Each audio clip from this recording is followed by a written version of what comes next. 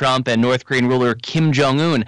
But now the South Korean leader is trying to reassure President Trump that North Korea is really serious about denuclearization. This comes after Pyongyang said that it would not be bullied by Washington into unilaterally denuclearizing. About 24 journalists, including CBS's Ben Tracy, have arrived in North Korea to cover the planned dismantling of a major nuclear test site.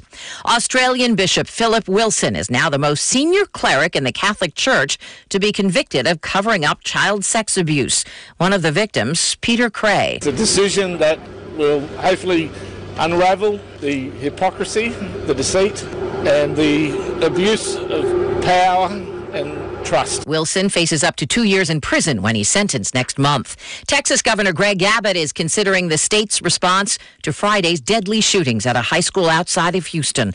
Live to CBS's Vicki Barker. 8 students and 2 teachers died, but with most Texans backing gun ownership, gun control is off the table. Instead, Abbott is holding 3 roundtable discussions from today to consider such options as installing metal detectors, arming teachers, and screening students. The Republican-controlled legislature is out of session until January 2019, and actually acting on any recommendations before then would require a special session. Abbott has shown no sign of calling one. Deborah? After meeting with President Trump, the Justice Department has agreed to expand its review of the origins of the Russia investigation.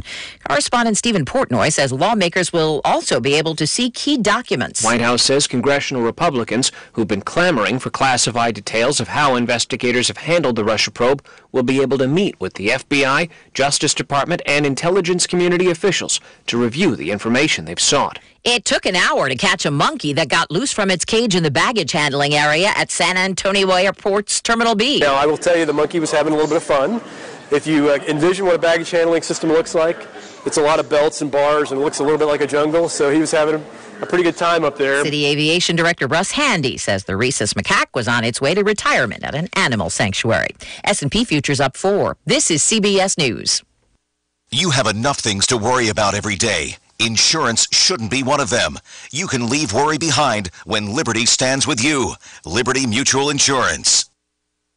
I'm running a pretty serious side hustle thing. I drive, I deliver, I DJ, I podcast, I hustle. It's a lifestyle. Until one of the side things pops off. It's apps, mail, messages, and music all day, all night. What gets it done is AT&T prepaid for only $55 a month with AutoPay. I even brought my own phone and got $50 of service free. It's more hustle, less hassle. Man, that's a pretty good line. Marketing should be one of my side things. Switch to AT&T prepaid with no activation fees and no annual contracts and get unlimited data on one line for only $55 a month with AutoPay. Plus, get $50 of service free when you bring your own device. AT&T. More for your thing. That's our thing. $50 credit offer ends 6/7/18. Requires activation and payment on new line of service on $65 per month plan and AutoPay enrollment. Credit applied within 21 days of first month payment. Wireless price includes $10 AutoPay discount. AT&T may slow data speeds when network is congested. Video streaming limited to SD. Additional charges, speed usage, and other restrictions apply. See store for details. Need help opening jars? Could be a sign of something more serious. Want to live a long life? Get a grip. Researchers reporting in the British Medical Journal say grip strength may be a better predictor of future health than many of the factors now considered by medical professionals.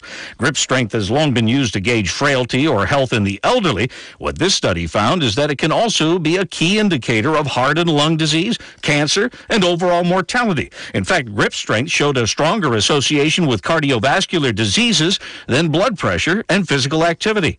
Jim Chenevey, CBS News. It can be a heck of an effort to get a grown child to move out of your house. A couple from upstate New York have taken their case to the state Supreme Court. Christina and Mark Rotundo filed 5 written notices they left for their 30-year-old son, Michael, one giving him 2 weeks to pack his bags, another offering money to help find a new place. Michael Rotundo countered, asking the court to dismiss the request. Hearing set for today. Deborah Rodriguez, CBS News. Doors are being slammed in your face, and bad credit is holding you back from buying a house, car, even getting a credit card.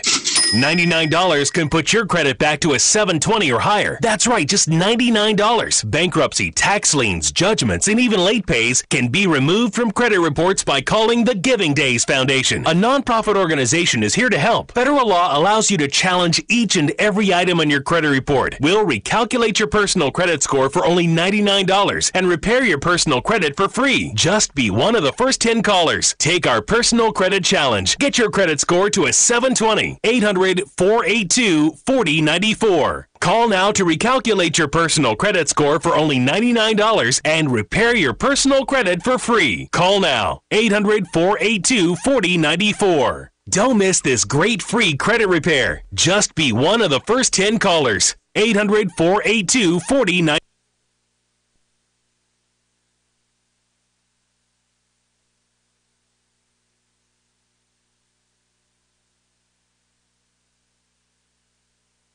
You may already know about the EPB's Roundup program, where you can round your electric bill up to the nearest dollar, and that money goes to community relief to help those who are less fortunate pay their electric bill. You can now increase the charitable amount you add to your EPB bill to any amount you choose, $1, $2, $5, $10, or even more. Say your electric bill is $94.14 and you want to round it up by $5. Your bill would actually be $100. To make your change to your EPB bill, contact the Glasgow EPB. T.J. Sampson Community Hospital will be hosting their annual Community Health Fair on Saturday, June 16th from 7 a.m. to 10:30 a.m. in the TJ Health Pavilion. A basic lab panel that includes calcium and glucose screenings, as well as a lipid panel that includes cholesterol and triglyceride readings, will be provided free to the first 500 community members. Men can get a PSA test for free as well. Bone density screenings, height, weight, and blood pressure screenings will also be free of charge. 3 different types of vascular screenings that can identify your risk of heart attack will be offered for $50 each, or all 3 for $120. Vascular screenings will be cash or check only. No insurance will be filed for the vascular screenings. Many other TJ Sampson professionals will be available to answer questions and provide health-related information.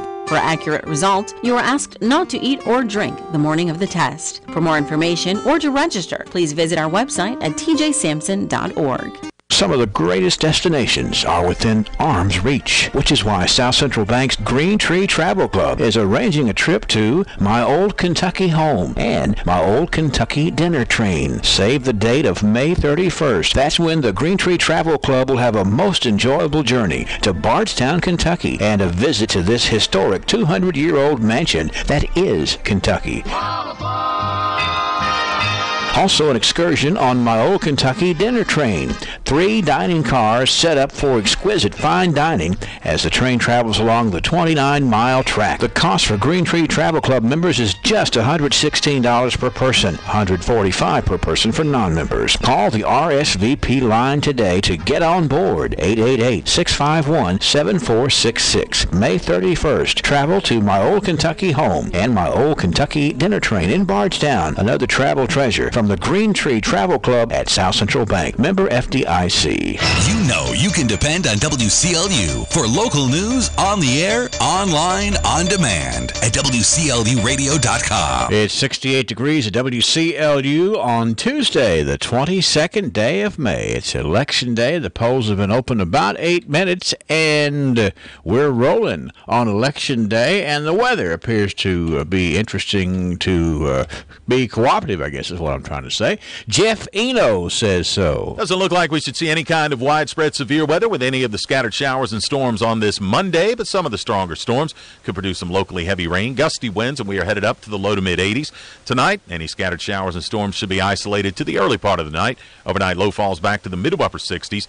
Look for those showers and thunderstorms. Again, scattered variety 4-hour Tuesday and especially early. Afternoon high, low to mid-80s. Any showers on Wednesday should end by midday. Jeff Eno from the Weather Channel on WCLU, your home for local. Thank you, Jeff. Let's look at the current conditions. Barometers at 30.05, humidity at 95%, winds out of the southeast a couple of miles an hour.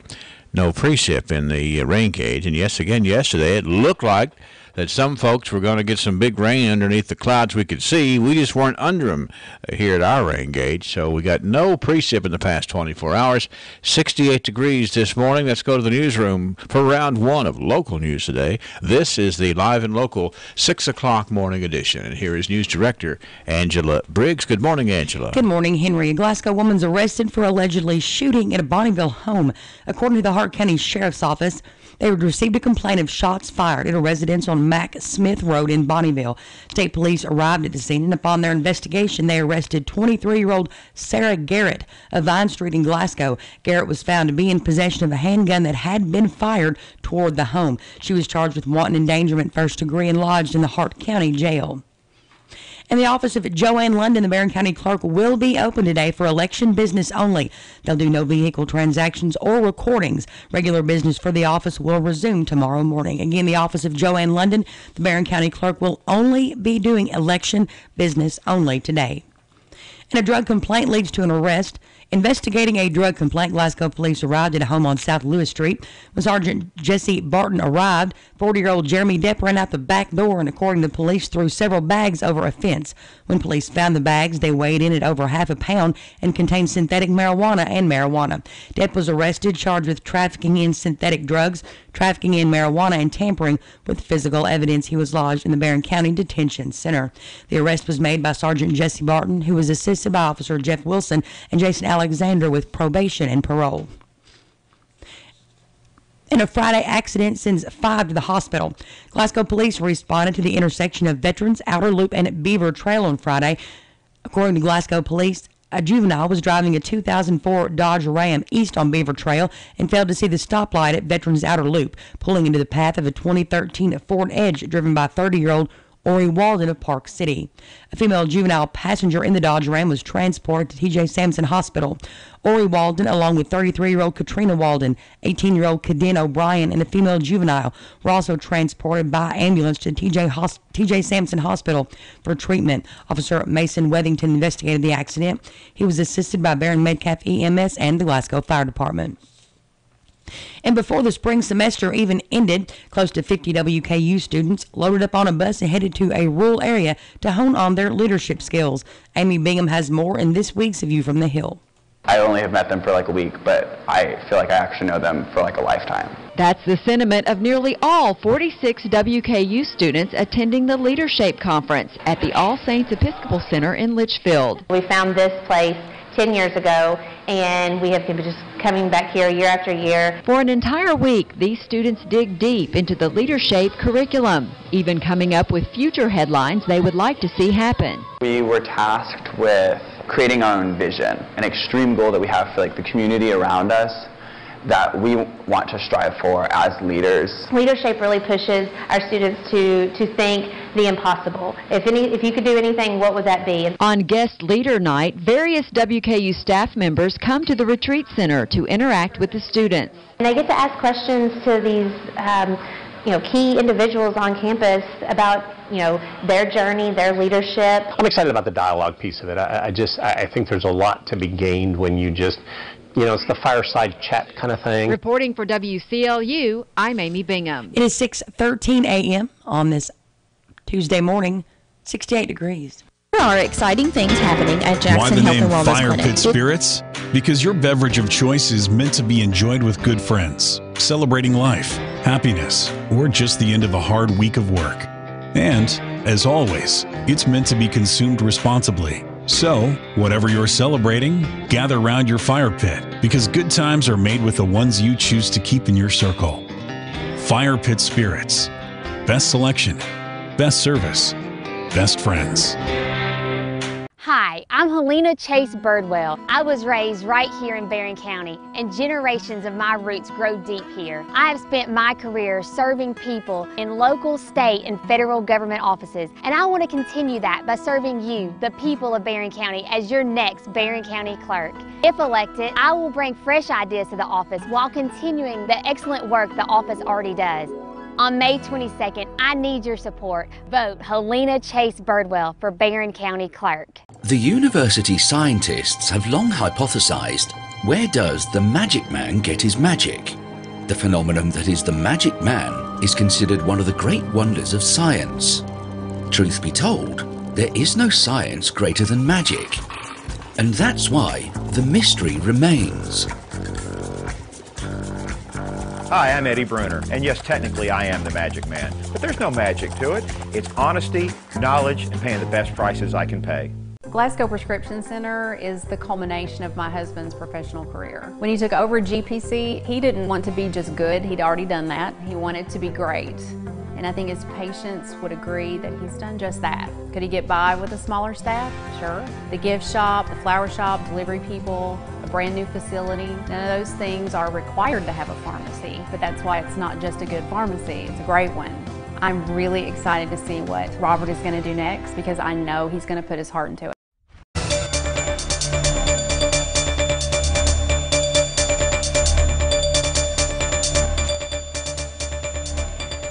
In more local news, state police say that an afternoon accident claimed the life of an Arizona man.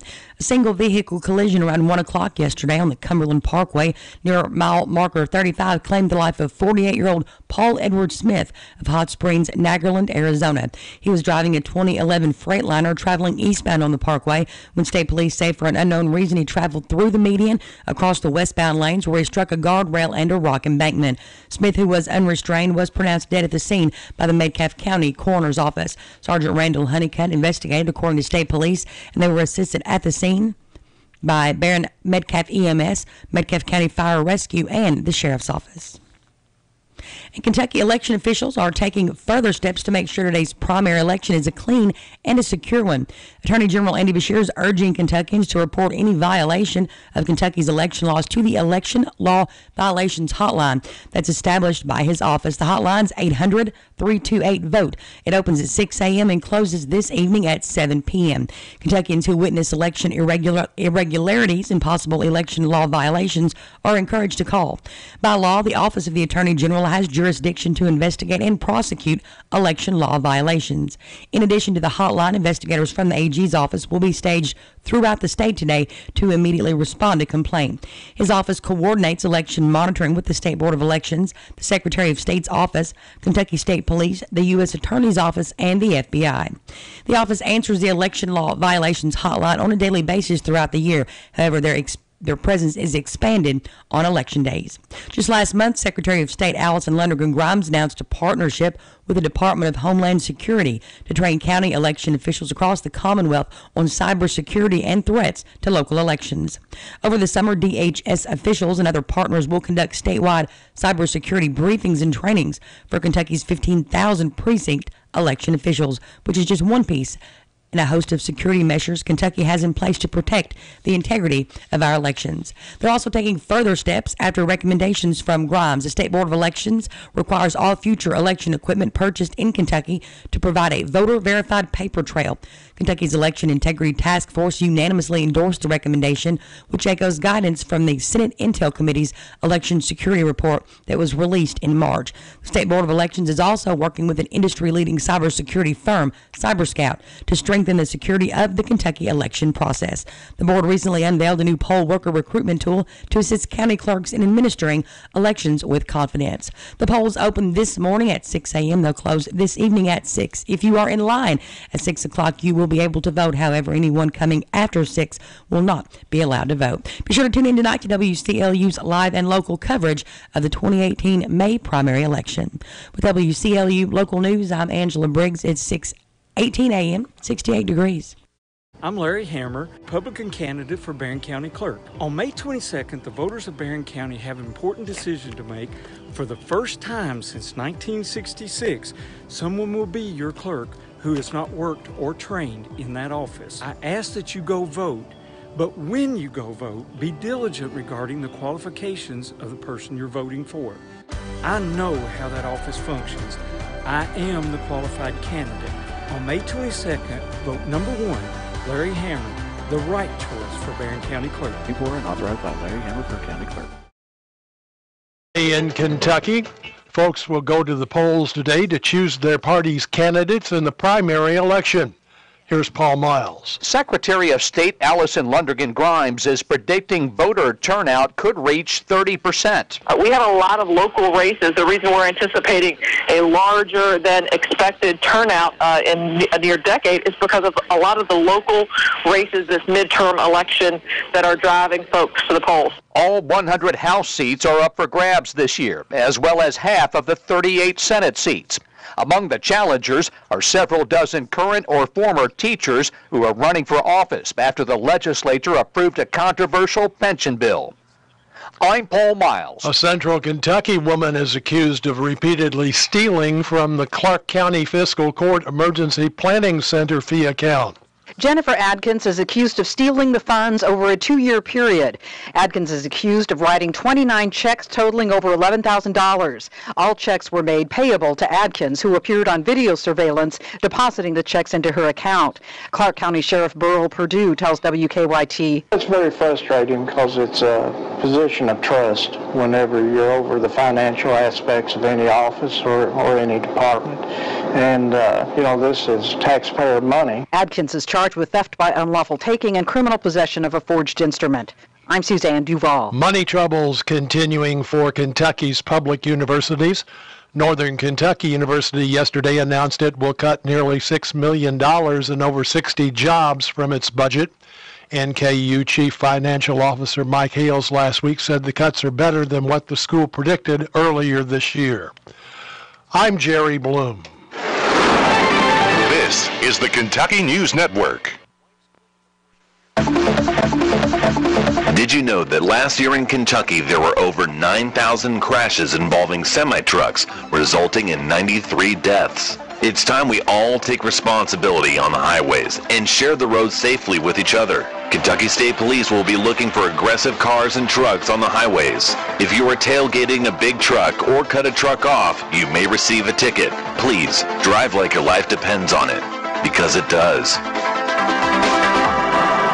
Road safety is everyone's responsibility, but motorcyclists can do their part to increase their safety. Things like take a rider's course and always wear protective gear, a U.S. DOT compliant helmet, boots, gloves, long pants, and long sleeve shirts. Adding reflective material to your bike and gear is a great way to increase visibility as well as lane positioning and using turn signals. And never, ever ride impaired. And remember, always check twice and save a life. Brought to you by the Kentucky Office of South Central Kentucky Monuments in Glasgow wants you to know that if you've recently lost a loved one or if you're thinking about a pre-need monument, they're here to make the process as stress-free as possible. With plenty of examples and a multitude of custom options, South Central Kentucky Monuments has the ability to offer you exactly what you want or help steer you in the right direction based on your preferences. Let my friends David, Jerry, and Adam Jesse provide the service and craftsmanship you deserve. To learn more, visit southcentralkymonuments.com. Local news time from WCLU is 6:22. We have a temperature reading of 68 degrees. Jeff Eno on the Weather Channel says warm and humid is the way it's going to shape up here, with an off-again, on-again chance of showers and thunderstorms here throughout the next couple of days. We'll check in with Jeff in just a couple of moments here on WCLU. In area funeral announcements this hour, Carolyn Williams Crawley, age 71, of Burkesville, died Monday at the Cumberland County Hospital in Burkesville. Arrangements for Carolyn Williams Crawley are incomplete at this hour, but will be under the direction of the Norris New Funeral Home. Jerry Wayne Levi, age 61, of Glasgow, died Sunday at St. Thomas Hospital West in Nashville. He was a self-employed painter. Survivors include 2 children, Carrie Levi and her fiancé James Manley, and Jesse Levi, all of Glasgow. 6 grandchildren, Janika, Schuyler, James Michael, Cole, Damian, and Nevely, and 1 great-grandson, Brantley. 2 brothers, Roger Levi and Chuck Levi. 1 sister, Cindy Stroop. Funeral services for Jerry Wayne Levi will be held at 7 o'clock on Wednesday evening at the Hatcher and Sadler Funeral Home, with cremation to follow. Visitation will be from 2 until time for service on Wednesday at Hatcher and Sadler Funeral Home. Carl Davis Hines, age 76, of Glasgow, died Sunday at NHC Healthcare. Carl was retired from Eaton Corporation and a deacon at Lone Star Baptist Church. He is survived by one son, Gene, and wife Janice Hines of Glasgow, a granddaughter, Melinda Riggs, and husband Matthew of Clarkson, a sister, Janie Francis, and husband Cleve of Louisville. 3 great-grandchildren, Mason, Madison, and Molly Riggs. He is also survived by a brother-in-law, Garen Norris of Edmonton, a niece and nephew, Mandy Wood, and Alan Francis. Funeral services for Carl Davis Hines will be at 2 o'clock on Wednesday afternoon at Lone Star Baptist Church. Burial will be in the church cemetery. Visitation will be from 2:30 until 8 today, and after 9 o'clock Wednesday at the Butler Funeral Home in Edmonton. Rebecca Cheyenne Strickland, age 19, of Tompkinsville, died Friday due to an automobile accident. She was employed by Apace Packaging. Cheyenne is survived by her mother, Christy Strickland of Tompkinsville, her father, Timothy Earl Strickland, and companion Misty Armstrong of Winata, Alabama, one brother, Dustin Lee Swan, and companion Courtney of Comedia, and Timothy Bud Galen Strickland and wife Kelly of Oneata. 2 stepsisters, Kaz and Nikki Armstrong of Alabama. Paternal grandparents, Earl Galen and Linda Gale Strickland of Alabama. 1 grandmother, Christine Bittner of Tompkinsville. Services for Rebecca Cheyenne Strickland will be Wednesday at 11 o'clock at the Oakley Tribble Funeral Home. Burials to be in the old Mount Hermon Cemetery. Visitation is from 5 until 8 tonight, and Wednesday from 6 until 11 a.m. Funeral services for Charles Lynn Medley, age 63, of Cave City, will be today at 1 o'clock in the chapel of the Wynn Funeral Home. Burial will be in the Cave City Cemetery. Obituary information is available 24 hours a day, free, at WCLUradio.com.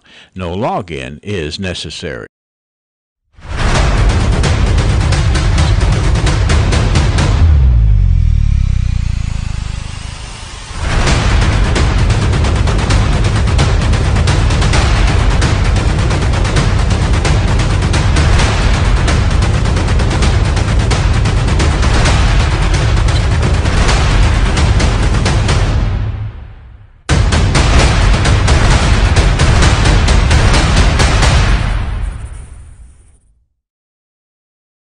Who will be the future face of Pedigo Lessenberry? Through expert analysis, we've confirmed their potential. With intense training, we've prepared them for any occurrence. We've taken their strengths and made them stronger. Now it's time to see what they're made of. Presenting the future face of ISU Pedigo Lessenberry Insurance.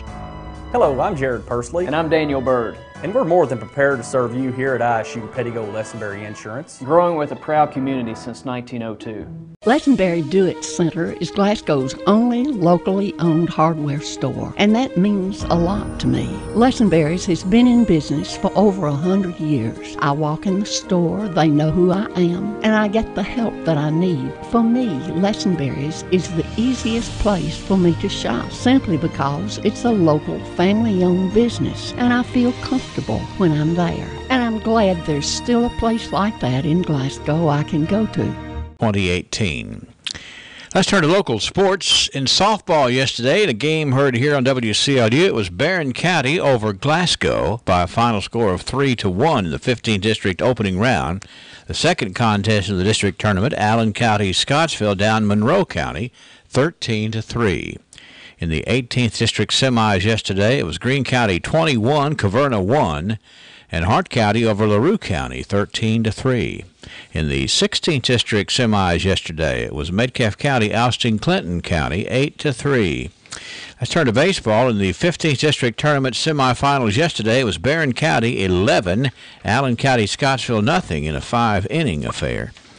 In the 18th District semis, LaRue County blanked Caverna 15-0, and it was Greene County over Hart County 10-0. The 12th District semis, Whitesville Trinity edged past Edmonson County 8-7, and it was Cumberland County eking past Metcalfe County by a final score of 10-9. That was in the 16th District semifinals yesterday. The 15th District Baseball Tournament continues today at Barren County High School. Glasgow faces Monroe County in the semifinals at 5:30 this afternoon. In softball today, in the 15th District title game at Barren County High School, Barren County will take on Allen County Scottsville, and that will be at 5:30 this afternoon as well. In the 18th District Championship at Hart County High School, Hart County goes up against Greene County. And in the 16th District title game at Clinton County High School, Metcalfe County faces Russell County. And in the semifinal round of action in the 12th District at Edmonson County High School, it's Edmonson County going up against Grayson County. And that's a check of local sports. At Lessenberry Hi, I'm Fred Parrish here at Parrish Carpet in Glasgow, Kentucky. My parents started this business over 50 years ago, so we know flooring here at Parrish Carpet. We have a large showroom and a big selection in stock. We do custom binding and we do free estimates. We've served a lot of people in the 50+ years, and we'd like to thank each and every one of you. So if you have a flooring need, come see us at Parrish Carpet. Growth begins with an idea. At the People's Bank, that idea is to give you the banking service you deserve. We carry out that idea in everything we do. In fact, it's become our motto, working for you. As that idea continues to grow, let us work for you at our new location, 1300 West Main Street, opening this summer. Let us be the place where your ideas begin, where you get the banking you deserve. Come grow with us. The People's Bank, working for you. Member FDIC, Equal Housing Lender. Check out the deals at Gilliard Dodge Chrysler Jeep Ram. Save big on summer adventure during our Jeep Celebration event. How about saving up to $5,800 off the factory MSRP on a new 2018 Jeep Grand Cherokee? Or choose up to $4,000 off the new 2018 Jeep Renegade. Now you can save up to $3,750 off on the newly redesigned 2019 Jeep Cherokee. If car shopping makes you nervous, come to the home of legendary service.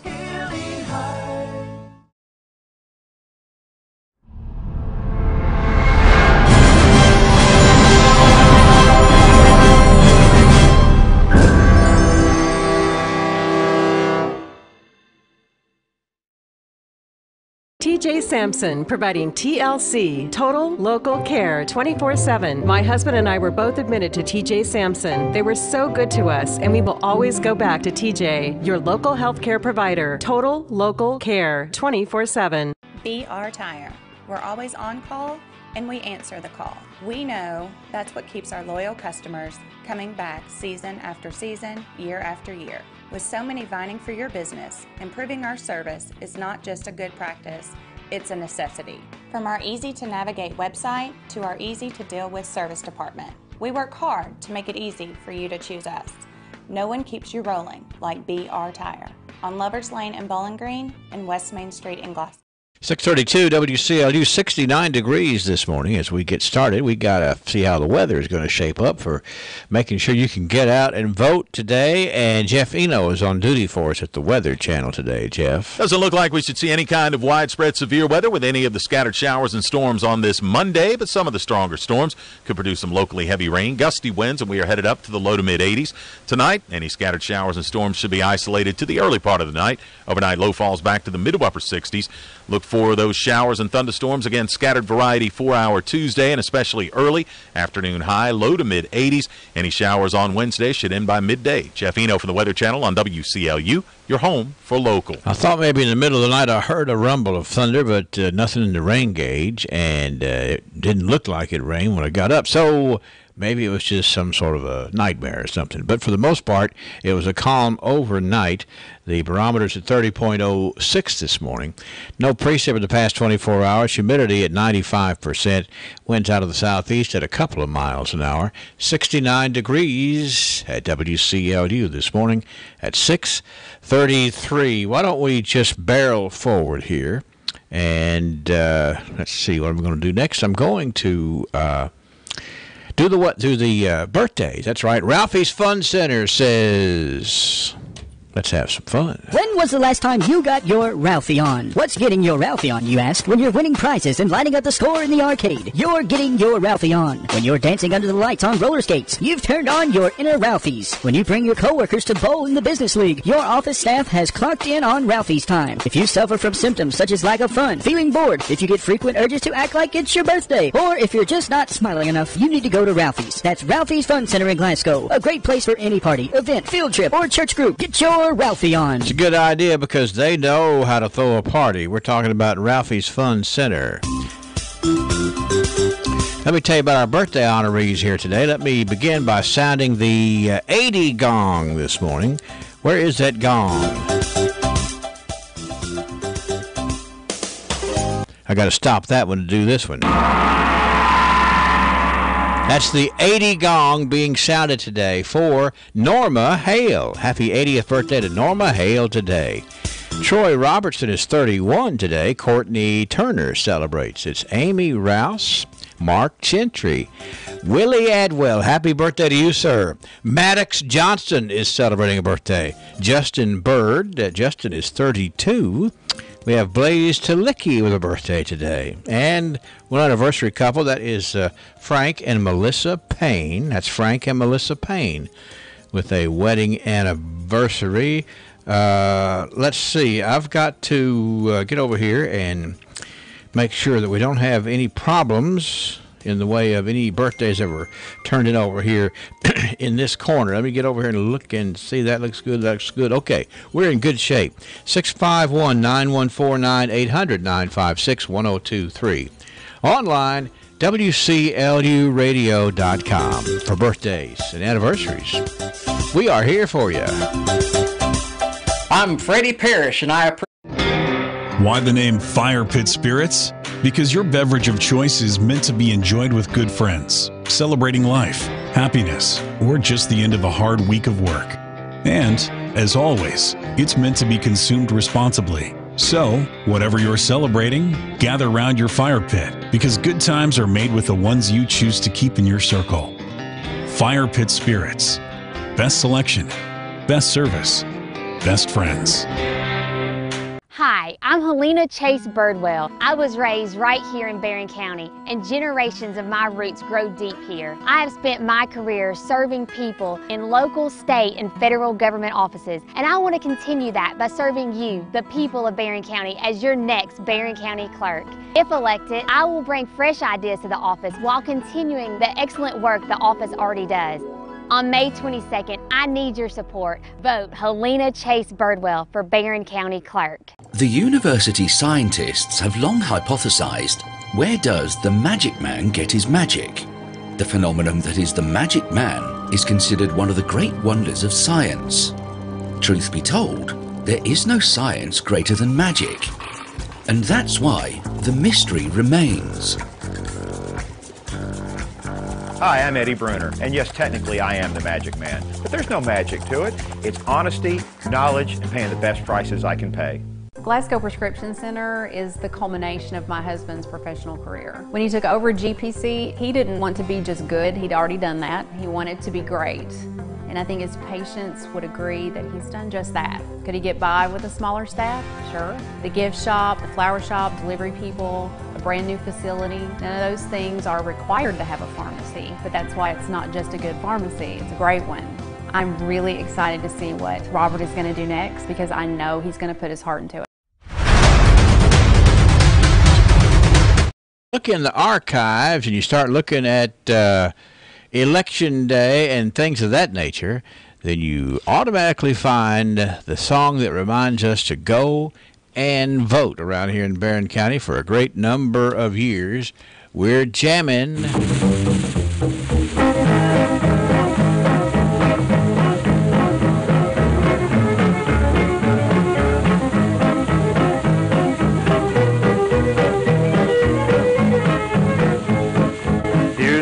From the little man to the big man who run this land. You better heed or we'll get mad, and if we do, it'll be too bad.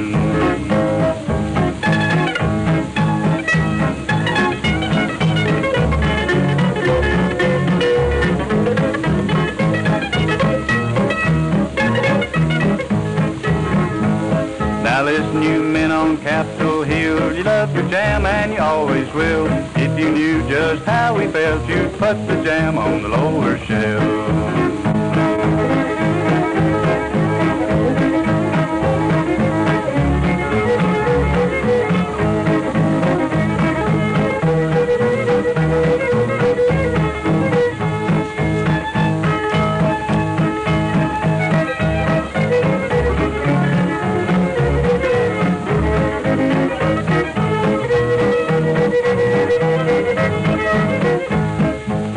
And slave the whole year through. Here's what I'm telling you. When the jam is on the shelf in the fall, the big man's the one who gets it all.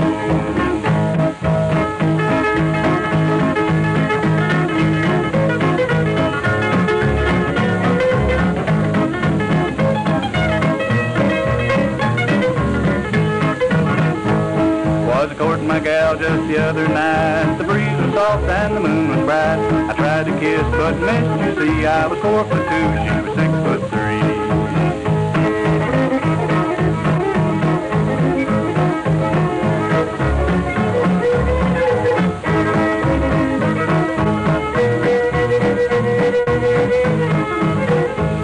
She caught on quick, I'm glad to say. We'll be married any day. She knew exactly how I felt, so she put the jam on the lower shelf.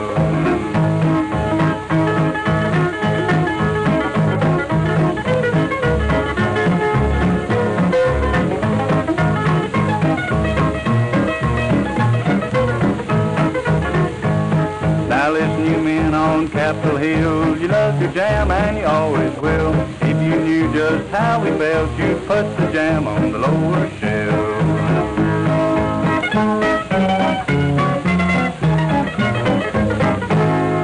She was 6'2" and I was 4'3". Henry. Yes. There are people out there right now that are in their cars that hit the stereo button to make sure they had it on the right station. That's right. What a beautiful song. What? That is history. The history. Okay, that song was cool because Judge Pendleton used it.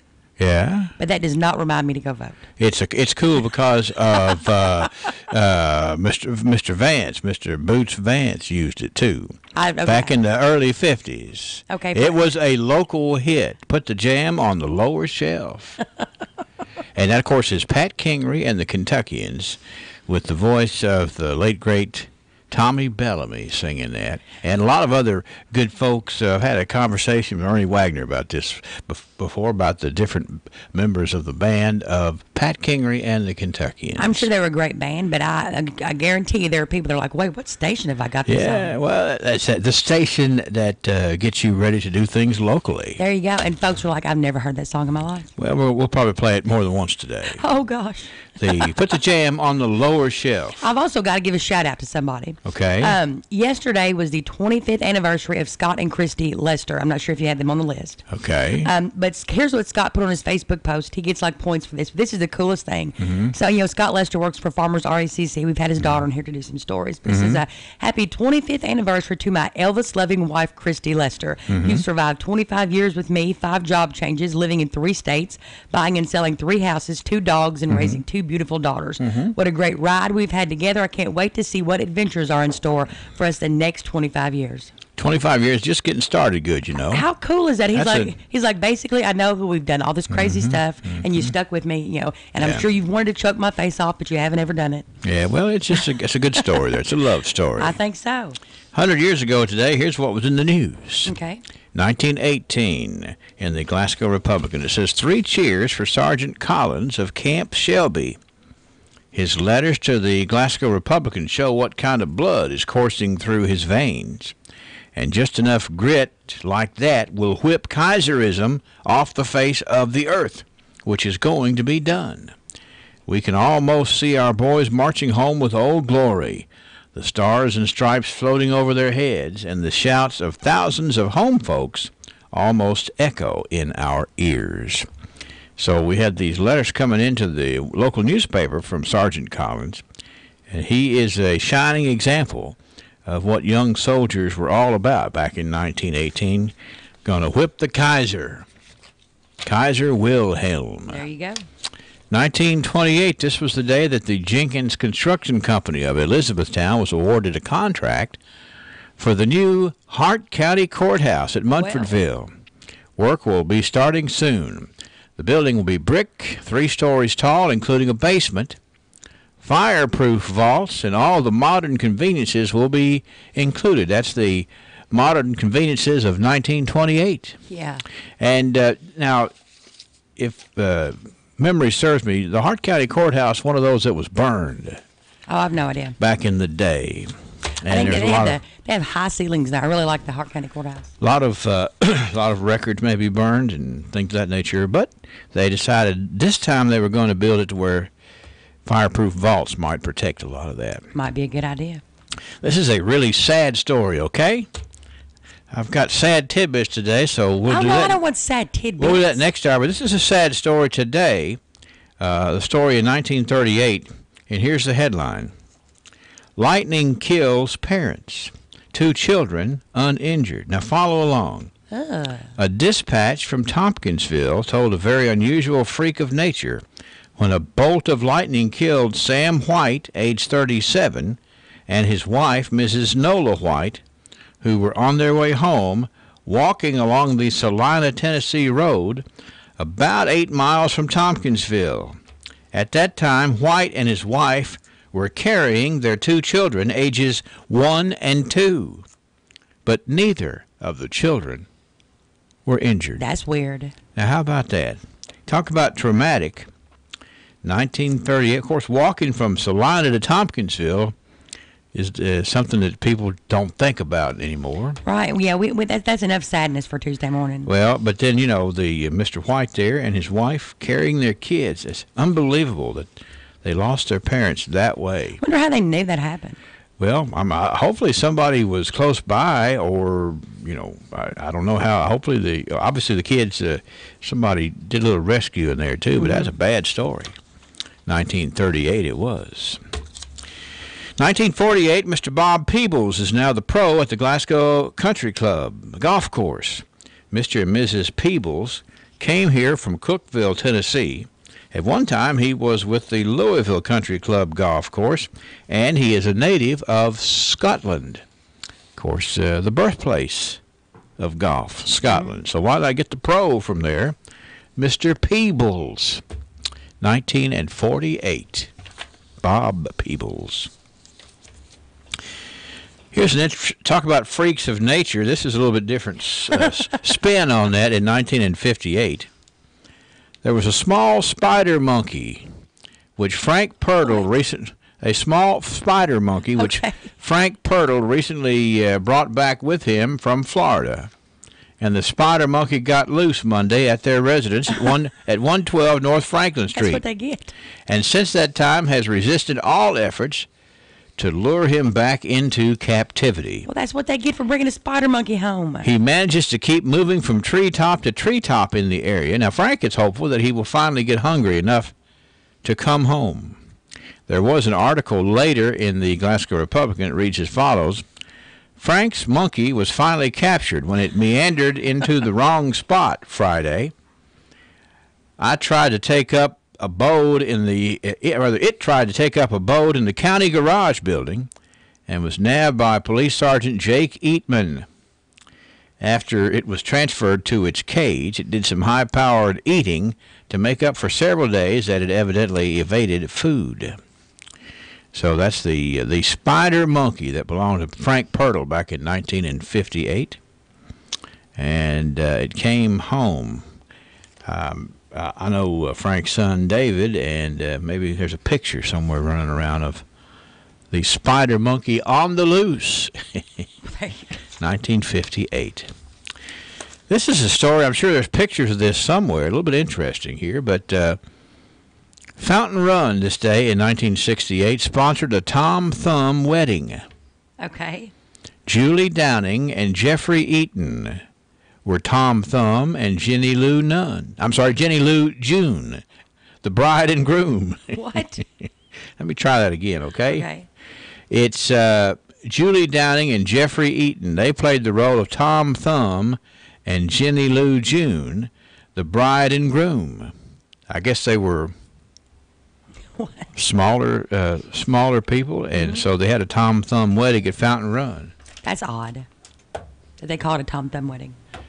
Well, it is what it is. Well, there are probably a lot worse descriptions that could actually be used to describe that, I would say so. Now, here is a big story from 1978 about David Prophet. What's David Prophet done? David Prophet, the son of Mr. and Miss Delmas Prophet of Route 6 Glasgow, it was noted, is going to be attending summer classes in Venice, Italy. Oh, well. What a great way to spend your summer vacation. I'm saying. In Venice, Italy. Take me with you. And probably can learn a whole lot there from the Venetians in 1978. That's better than Glaswegians. Yeah, that's right. The Venetians. They have some blinds named after them. I'm going to try to get a petition going around to stop that Glaswegian. Well, I mean, it's you have to talk to Mr. Bob Peebles or whatever his name was from Scotland. Mm-hmm. Anyway, that's kind of the way that was shaped up. And this day also in 1988, we have an advertisement, a celebration for the new look at Jerry's Restaurant, one of my favorite places. There you go. Now, here's the specials to celebrate the new look. This is the Jerry's Restaurant in Cave City, by the way. They have 99-cent specials. The J-Boy plate, 99 cents. Can't beat that. Tuesday, spaghetti dinner, 99 cents. Wednesday, soup, salad, and fruit bar, 99 cents. And Thursday, the Champ plate. Remember the Champ sandwich? Heck yeah. At Jerry's? Get that Champ plate for 99 cents. Can't beat that at all. That would be celebrating the new look at Jerry's in Cave City. Mm-hmm. And, of course, somewhat related to Jerry's in Cave City is the Long John Silver's today being Taco Tuesday. There you go. So they like to celebrate. They're definitely. And you know how much a taco costs today? How much? 99 cents. It's like a throwback sale. So we've got 99 cents everywhere. There you go. And I'd say those two are somewhat related. Yes.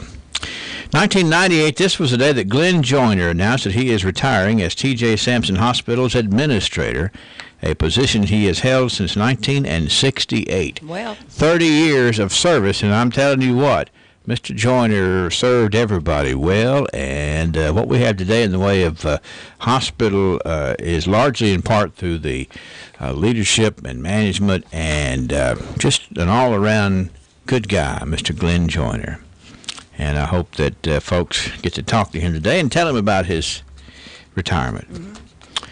And this day in 2008, Rita Powell, the Barren County School District nurse for 19 years, was honored during School Nurse Day. There you go. Did you know we had a School Nurse Day? No, but we should have a school. And Rita Powell was given the big pat on the back for being an excellent school nurse. And that was in 2008 in the archives. So here's the deal. That gives us 100 years worth of stuff. Mm-hmm. Starting with, well, we had that tragedy there in between Salina and Tompkinsville. Yeah, we need some happy stuff, yeah. But, the spider monkey that made it home safe, that's a little bit better deal. They're acting like they're shocked. He brought home a spider monkey and it escaped. That's right, it did. And it climbed through the trees. What else did you expect? And it's interesting, there's probably a lot of funny jokes about the fact that it decided to hang out at the county garage. I'm saying. I guarantee it. We'll do some more tomorrow if you'll come back and join us. Okay. It's the Archives brought to you by Joseph A. Wade, Industrial Hardware Services. 6:53 now at WCLU. Let me ask you something.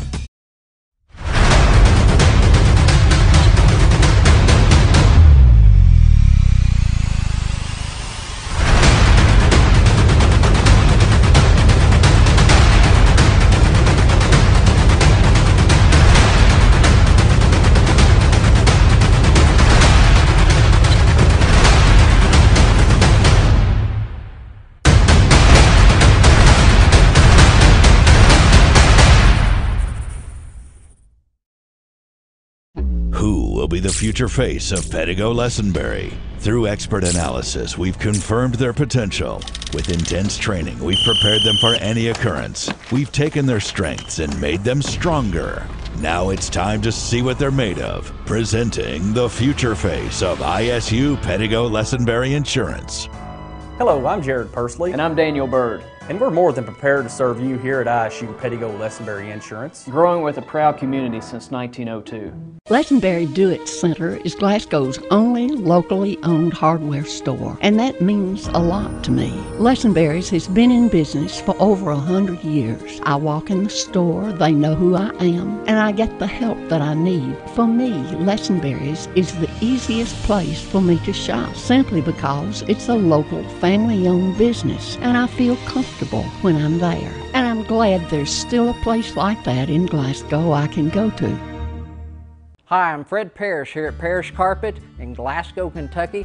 My parents started this business over 50 years ago, so we know flooring here at Parrish Carpet. We have a large showroom and a big selection in stock. We do custom binding and we do free estimates. We've served a lot of people in the 50+ years, and we'd like to thank each and every one of you. So if you have a flooring need, come see us at Parrish Carpet. Growth begins with an idea. At the People's Bank, that idea is to give you the banking service you deserve. We carry out that idea in everything we do. In fact, it's become our motto, working for you. As that idea continues to grow, let us work for you at our new location, 1300 West Main Street, opening this summer. Let us be the place where your ideas begin, where you get the banking you deserve.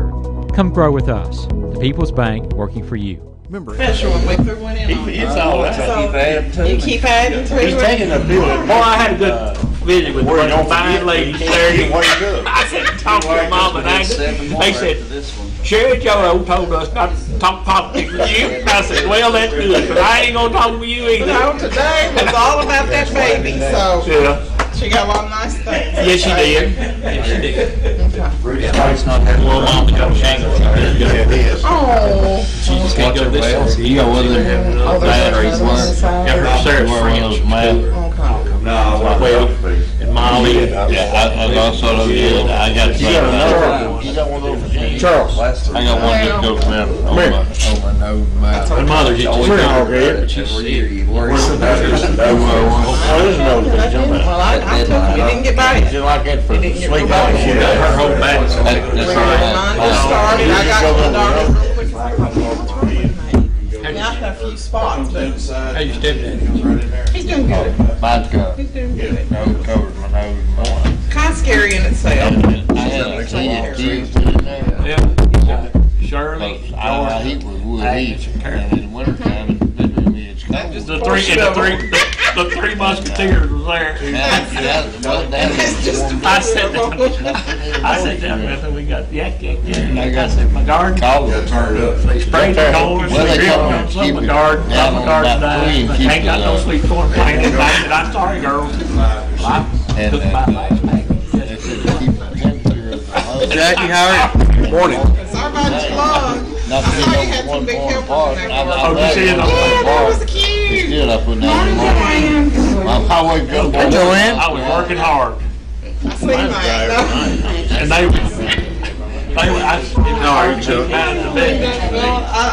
that. McKay had that up there. And I thought, well, all of them. more than enough. They walk right over. They stand on the cucumbers. I couldn't wear it. Well, we know what it's. We know what's. But that was okay, right? But your revenue versus expenses. Well, we know the revenue. We don't know the expenses yet. It's hard to find out this morning. Revenue was $158,000. I sent Was that 8,000? Was that 8,000 carryover included in that? They should ask for it. They said I think it was $158,000. Just too much behind, sir.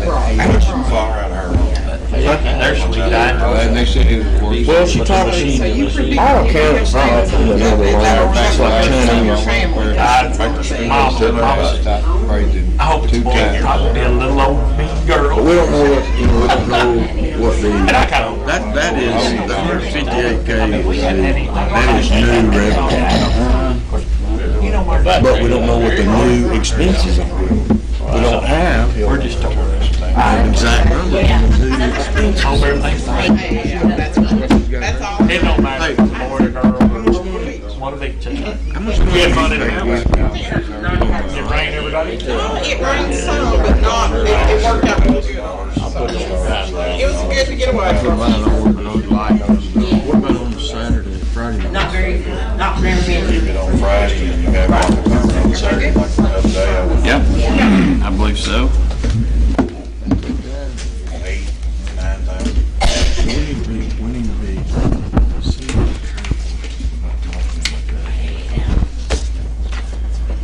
Take my $8,000. I mean, I could go wrong. It wouldn't get much. It wouldn't be good. That's pretty good. I mean, we just need to figure 65. We just decide where we're going. We don't want that. But you're not revenue last year. You're going to want time to go.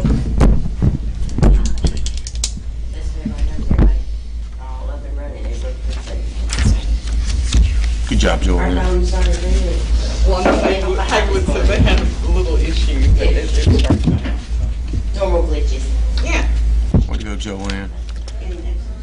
You didn't have glitches, you wouldn't think something's wrong. If you didn't have glitches, you'd think There's Charles. Oh, Charles. Hey, how you doing?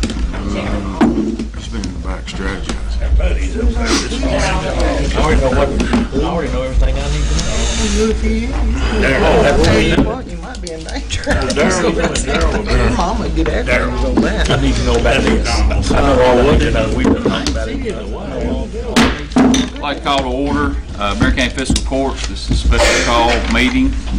This is Tuesday, May 22nd, 2018. Madam Clerk, call the roll, please. John Benningfield. Here. Trent Riddle. Here. Carl Dixon. Here. Jack London. Here. Gary Gillen. Here. Charles Allen. Here. Billy Howard. Here. Michael Hale. Here. Thank you very much.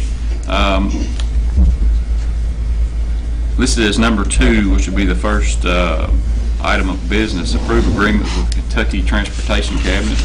You all should have in front of you. What was that, in the mailbox? Yes, it's in our mailboxes. In your mailboxes.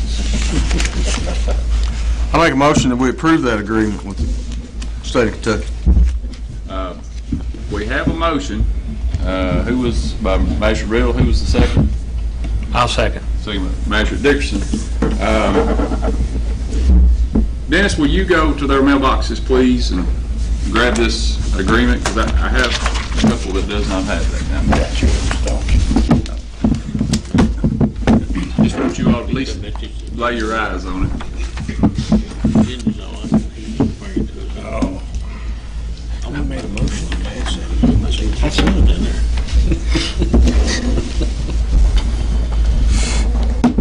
It come through. What's it gonna say?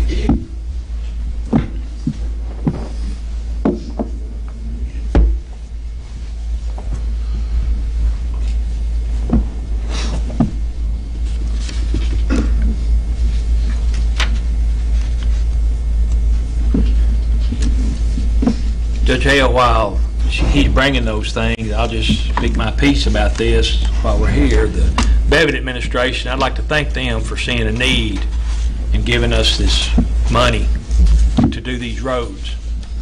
2 of the 3 of them in my district, and I just want to thank them. They get a lot of criticism, so we need to give them a little praise. So just thank them for doing that.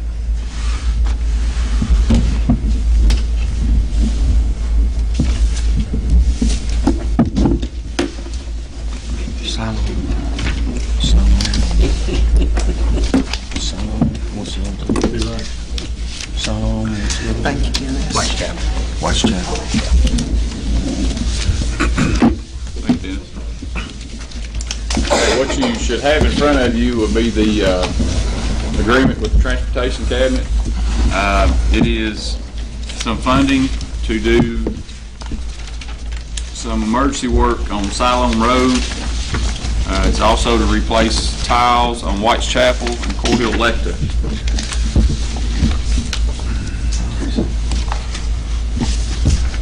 And we are responsible for 20%. 20%.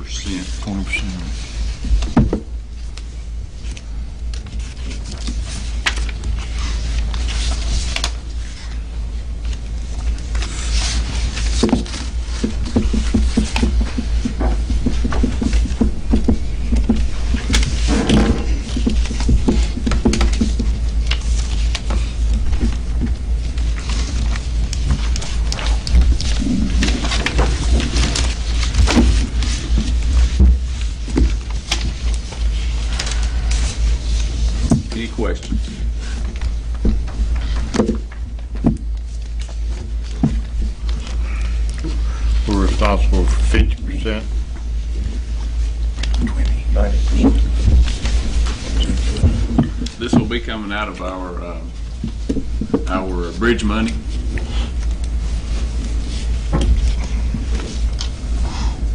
So any bridge money that we're it's usually done on an 80-20 basis.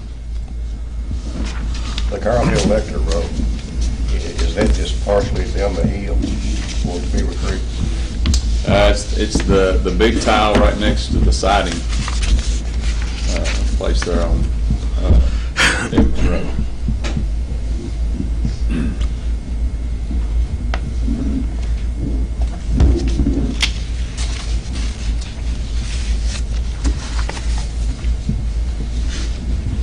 Any more questions?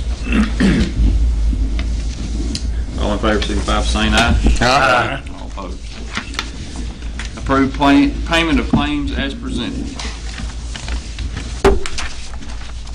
I'll make that motion. Master Blunden. Second. Second, Master Gillen. Any questions or discussion? Hearing none, all in favor, signify by saying aye. Aye. All opposed. Okay, first reading of ordinance 612 relating to the annual budget and appropriation for fiscal year 2018 and 19.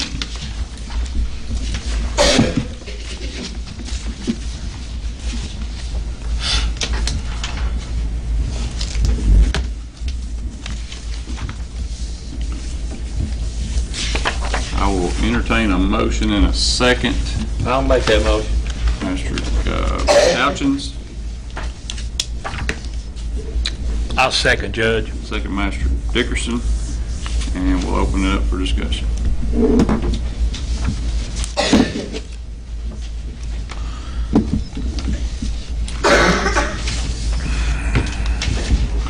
We met as a budget committee last week. Is there anyone of the three that were there would like to speak on behalf of the budget?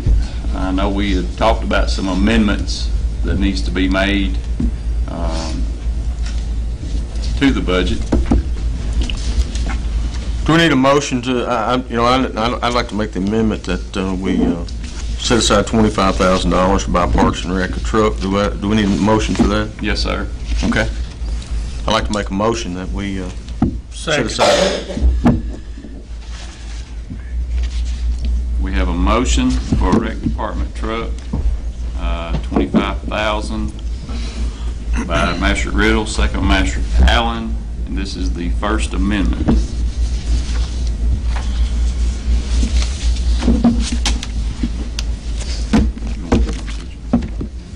Okay. Any questions or discussion on this amendment? All in favor, signify by saying aye. Aye. All opposed? No. Okay, passes.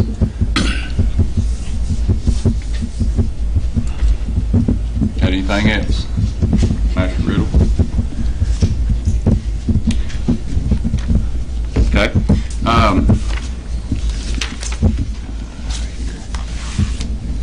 We also talked about taking the line item in the sheriff's budget.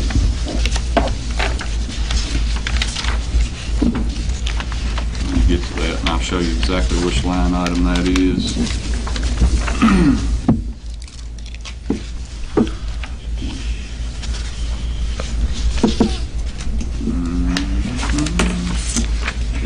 Okay, it'll be line item 57230, motor vehicle 38,000.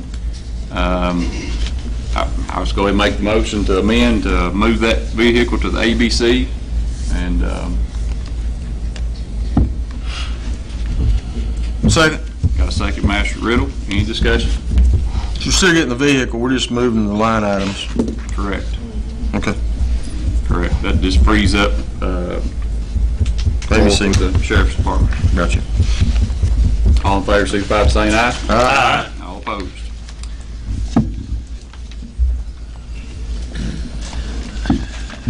Judge, in our conversation that we had when I was up here Friday, we discussed the raises. About we're not recommending that each department head give their employees a certain percentage raise. We're just giving each department monies, and the department heads can do with those monies how they please. Is that correct? That's correct. Because we're not recommending anything. As far We're as just providing the money. just providing the money, and That's department heads correct. do with what they want. Okay. And we just, I guess our discussion needs to be what that money is, how much that money is. Yeah. So I've got one more amendment that we talked about in budget, Okay. and we'll get right to Okay. that. Okay. We had a consideration for the coroner salary increase. That was recommended to 30,000 was the recommendation. I make a motion, we accept that amendment. We've got a motion by Master Allen. Second. Second Master Houchins. Any questions or discussion? And the coroner's here. If Mr. Gibson, if you all would like to ask him any questions.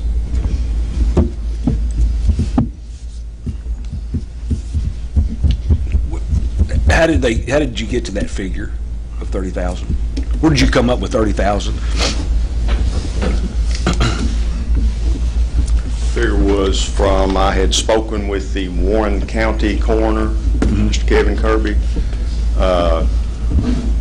His compensation runs around 57,000.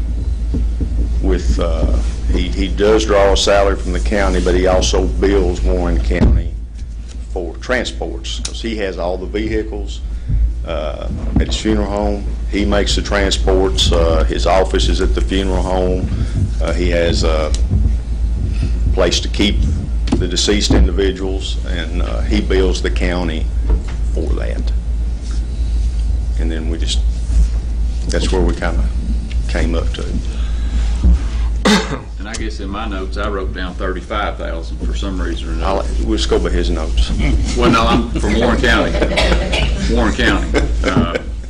And I must have missed, was that his salary?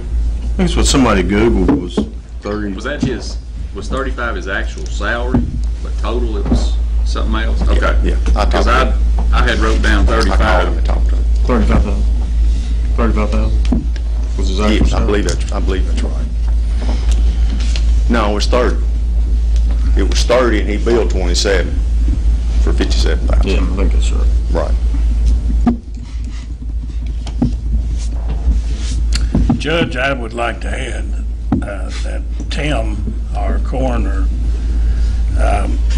offered to put that increase in pay off until the first of the calendar year. That he didn't want it to appear that he was just seeking a raise, but money would be raised for the coroner. Him if he got it, and the other guy if he got it. That is correct. But you can't do that at all. That'd be a treasurer question. You can, designate, you can designate certain expenditures take place at the beginning of a term. It has happened on elected officials. Did you hear that, Master Gallen? I did. Okay.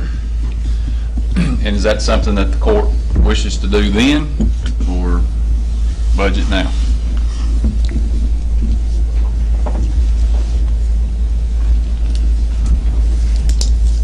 I had preferred January 1, whether it's myself or my opponent.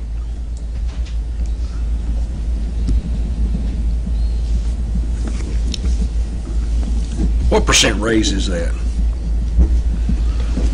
I don't. In the proposal, it's $18,898 for a salary.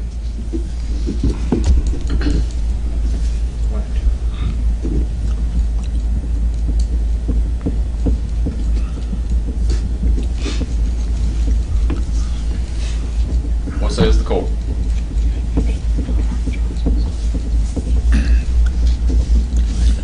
And we have a motion on the floor We do. for 30,000. It's your motion.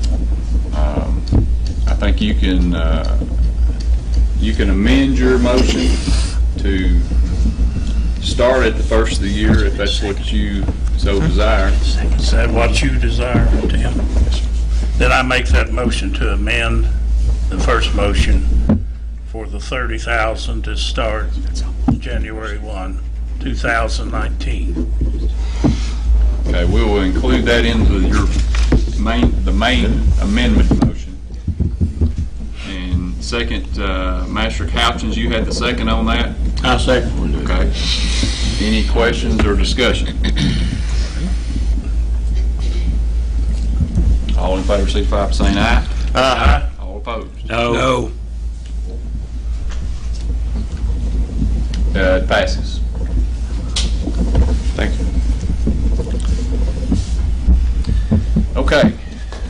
Master Dickerson, I will get back to your comment about the raises. Did you have anything else you wanted to add? No, it's just my opinion that the department heads need to give raises as they see fit, and whatever percentage the court allows them, it would be up to them how they disperse it. Okay. That's just my opinion. And I don't, personally, I won't make a recommendation that we give each employee in one department 1%, 10%, 20%, or whatever. I just think the department heads need to do that. It's just my thought. I agree with you. I think it needs to be a process of evaluation that the department heads and need to make, they need to evaluate their employees throughout the year, and maybe that some of them don't get any raise, maybe that some gets more than 3%. I don't think that that's our job to evaluate employees that we don't even know what their work ethic is or what kind of job they do. Judge Hale, one more thing. When we met, I met with you all Friday.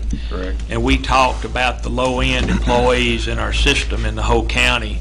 And $10 an hour, if we were going to make any recommendations, and this would be up to everyone, the department heads also, but $10 an hour is not enough to get real quality people.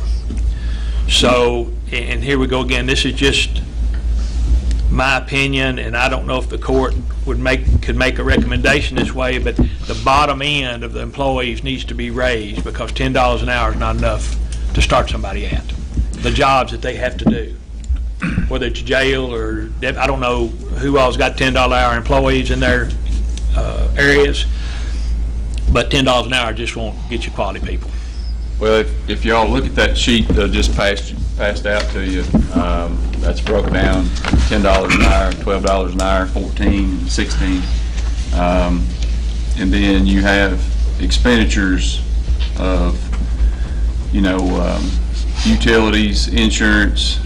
I don't think insurance is on there. Health insurance is not included, but just a person that basically works for the county. And a couple of weeks ago, you all know we got that tag about it being a poor city to live in. I mean, I don't believe it. I feel like we're doing very well, but I have yet to hear anyone step up to the plate and say, hey, how do we address this? In my conversations with county employees, and I talk to a lot of them, just here in the county alone, we have employees that struggle from paycheck to paycheck. Now, they love working for the county. They seriously do love working for their person. I know I can speak for myself, but I've witnessed our elected officials, our department heads give to people that are struggling, and they've tried to help them out.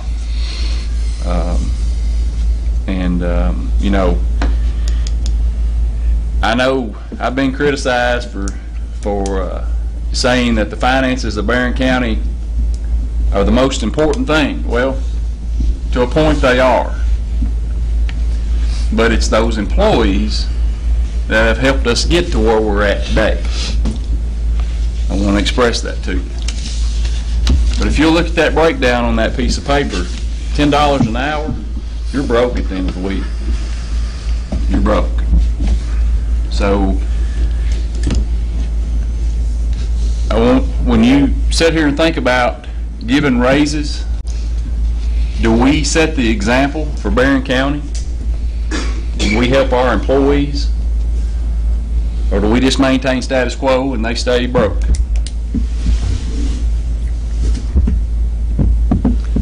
I do agree. We do need to let the elected officials, department heads, give the raises as they see fit. But keep in mind, by doing that, we don't need to criticize them on how they gave those raises. Here they are.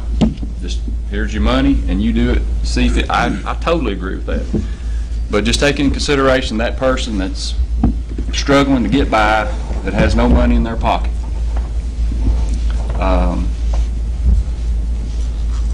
If you look, what's built in this budget is 3%. So that's 33 cents. That equals to what, $12? Is that enough? Is that enough? So, is there any recommendations from the court to, on any raises, other than what's in the budget? How long has it been since all of our employees got a raise? Everybody that worked for Barren County government.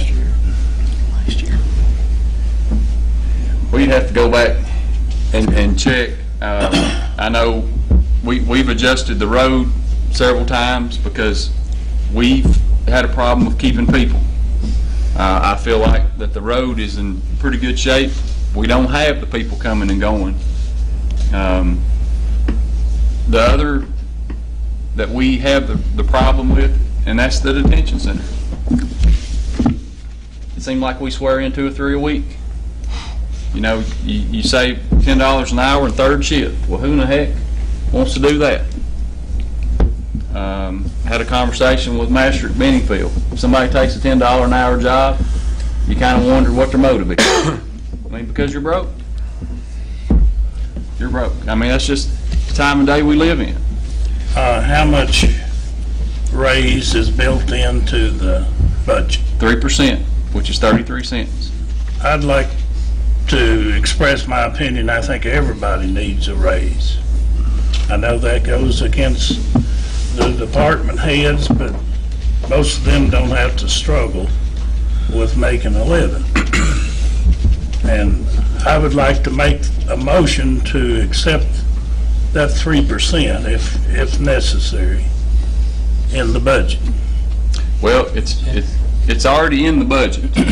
So if you approve the budget as a whole, it's 3% what you're happy with. Okay, I'll remove that motion then. I'd like to ask Charles Kearney. Charles, you're working long hours right now. And how much is your salary? 33, right at 33. Because all the rest of them, you're the head of your department. Yes, sir. Joanne's the head of hers, and she can recommend in the raises for other people. And the sheriff is the same way. And the jail perhaps is going to be that way. I don't have a set amount, I don't think, in my department that is appropriated for raises. You asked about time. Right now during the summer, from now to 1st of October, you're looking on the average of 75 hours a week, where the salary pays for 40. Thank you. Does that answer?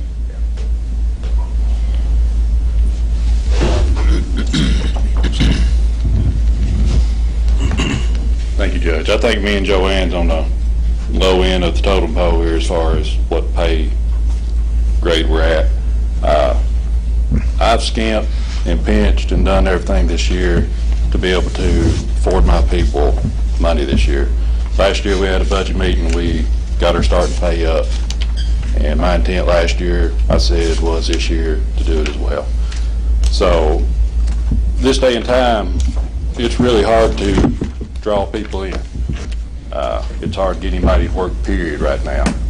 So, and especially at starting rate of $10 an hour, it's a job just getting people to come to work.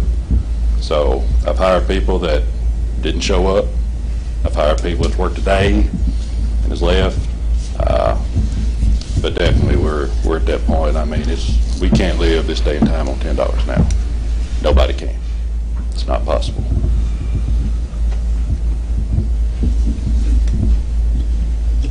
I agree, Tracy. Especially if you have a single income house, there's no possible way that a person can pay bills and buy groceries and gas and get back to work on $10 an hour. You know, we talked about wanting to go to 11 with it. You know, is that a good starting point? Going to work in a jail? You know, for what these people do up here? No, it's not. You know, 11.50 would be nice. You know, 12 would be nice, but at some point in time, we got to address it. We have to. That's all I got. Anybody got any questions for me? Any questions for the Joe? And I feel we're in a really good time, and I'll go back to kind of the first year that I became judge, and I started keeping a tally of property taxes collected. You know, it seemed like we collect about 98% of our taxes every year. We talk about we've added revenues. I know Ms. London's office's revenues are up. We've even come up with ideas to increase those revenues. Building and electrical inspections are just about out of the roof right now, and that's bringing in about 100 and some thousand a year. So, you know, I feel it's time to reward our employees. Once again, I stress to you that these folks love working here, and I feel like it's because of the leadership of the departments that keeps them obligated. That goes that extra step. Now, I'll speak for the people that's directly under me. Charles, Kearney, John Stevens. When there's snow on the road, they're out there helping. I don't ask them to do that. There's snow up here around the courthouse. Jim Griffin, why, he's liable to come in here with Dennis Profit and help him shovel snow. I mean, Tracy Shirley the same way. I mean, they're not just saying, hey, this is my job and this is my only job. They go above and beyond. So, and I can't express enough for the girls in the office either. So, I think it's time to reward them. Now, as judge executive, I'm going to tell you, it's my opinion that 3% is not enough. It's not enough.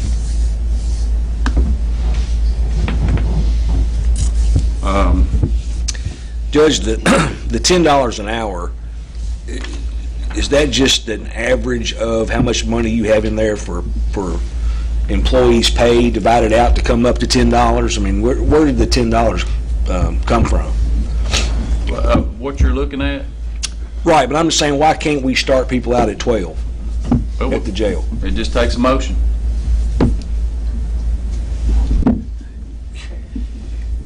You know, I agree with John on that, or Squire Benningfield, but that's still, the fiscal court don't need to tell these department heads how to run their departments. We don't need to tell them how to do that. What's the actual dollar amount of the total raises given over the year? I mean, we can say we give them 4%, but if Joanne wants to give somebody $12 an hour, that's Joanne's call. Or if Tracy wants to raise it $12 an hour, it's Tracy's call. We as a court need to start telling each department how to run their business. I don't. Well, we have to take action in order. Well, I understand, but we can give them a total. I mean, and I think it's what you're asking, right? Yeah, we can give them a total. I'm asking, why does a new hire start at $10 an hour at the jail? Why can't a new hire start at $11.50? Is there you have to do that, or you just don't have enough money? You just don't have enough money to start somebody out at $11.50. When I started, I think it was $7.50 an hour, and that was '99, and it's moved all the way just to 10. So, you know, when I moved it, it was below $10 last year. So I was just trying to go at it bits and pieces, because I didn't want to, you know, reach deep in the pot. Right. But, you know, we're just at the point now, we've got to. And it's not a easy job. It's not. You know, they're liable to get feces thrown on. I've been spit on, kicked, scratched, bite. You know, it's. I'm sorry. Go ahead. What is how many employees you have? $10 an hour. I'll have to look at the paper. It's. And I guess the other question is, 1% of your total payroll budget would be, what is your total payroll? It's running around 770. 7. So 1% would be $7,000. Yeah. So at $2 an hour, that's $4,000 an employee. Yeah. If we just said, and I'll be willing to make the motion to make an amendment to do this. What would it be percentage-wise to raise all y'all's employees from 10 to 12? The bottom end. How much more would you have to have for your all's budget to do that? Right. Would 2% more do that? That would be $14,000. That's 3 employees. Would it take 3% to do that? No. I'm talking about each individual department to raise your employees from 10 to 12. Yeah. I've got a large portion of the jail that's under 12. Okay. Very large portion. Okay. So, and we don't have the figures here, but actual dollars. Yeah. We say we want to give the jail $20,000 more so he can get all his employees to $12 an hour, or we want to tell Joanne or even Jeremy, if he got any $10 an hour guys, which I don't think he does, or even the sheriff, and I don't know if he does or not, if we just want to give y'all X number of dollars to get those people to that level, right, instead of giving 1% of the whole thing, how many dollars would it take to do that? Do y'all have any ideas? Okay. Yeah. Okay. Do what? I wouldn't want to throw something out there. Yeah, I understand. And I should have known this, but this question's come up, and you know, I just. So your 3% gives you $21,000. Yeah. That gives you $21,000 to do with whatever you choose. If you want to raise your starting salary, or you want to increase the pay of some existing employees. Is that what you're saying, Carl? Well, I'm saying we don't need to be unfair to every other department, but if we've got employees at Joanne's office and the Tracy's department that are all making $10 an hour, then we should give them a little extra cash to bring those people to 12. Or if Jeremy's got some that makes 10, give him extra. Or if the sheriff's got somebody that makes 10, give them extra dollars instead of saying, we're going to give a percentage. I mean, y'all may be getting more money for payroll than Jeremy or the sheriff, and just say, well, that's not fair. Well, if you got a bunch of people making $10 an hour, yes, it is fair, as far as I'm concerned. And then give everybody else a 3%. And I just don't know how many dollars that would take. So it's $4 an hour, or $2 an hour is 2 times 40 is 80 times 52. That's $4,000 a year. So if you got $20,000 a piece, be able to bring your bottom level up to $12. Do y'all understand what I'm talking about? Yeah. Do y'all all understand this? Yeah. But still do a 3% raise. 3% everybody else, and just pick out the people. You may have people that started out at 10, right, who are making 12, who's worked there for 2 years, that are going to be upset about a new hire coming in at 12. But see, you got to still give them the 3%. You got to give them the 3%. Right. Yeah. Right. See, I mean, would that create a big problem for you all to do it that way? Would it create a big problem for you, Jeremy, to do it that way? You're still getting 3%. And Well, where's the sheriff? Jeremy's gonna fall in a little different Yeah, category. that's true. That's true. He's gonna fall out of the road fund. Would it create a problem for you, Sheriff? I don't think so, if I'm understanding. Sheriff, come up to the If we gave across the board 3%, then we pick out the departments that have got people making $10 an hour. Yes, sir. Or less than 12, and we raise them all up to 12, just to get a higher quality employee. Would that create a problem for you? Do you have anybody here that makes less than 12 in your office? I don't, because most of my crew is older, and if you remember several years ago, we had a longevity. Yeah. Of course, I have to enter this caveat too. I don't think it's going to hurt your argument a lot. For the first time in 5 years, I've lost 2 employees to other agencies, meaning they're in the law enforcement world. There's other agencies around us that are paying more or offer a better package. So I'm with these gentlemen and ladies here. They do have an employee range that's a little lower than mine. I think mine may require a little bit more training. We're obviously in excess of 800. Say again? Well, that too.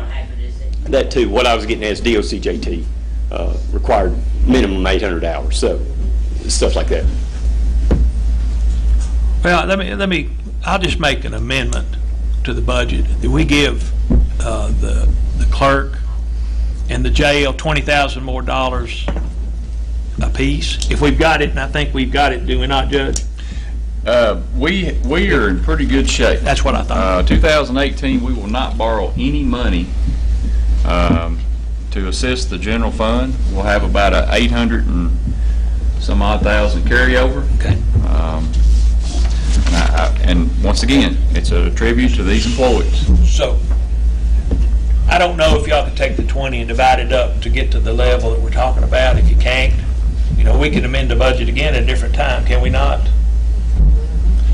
So I make amendment that we give the jail 20 and the county court clerk 20 to bring their low-end salaried employees to a higher level.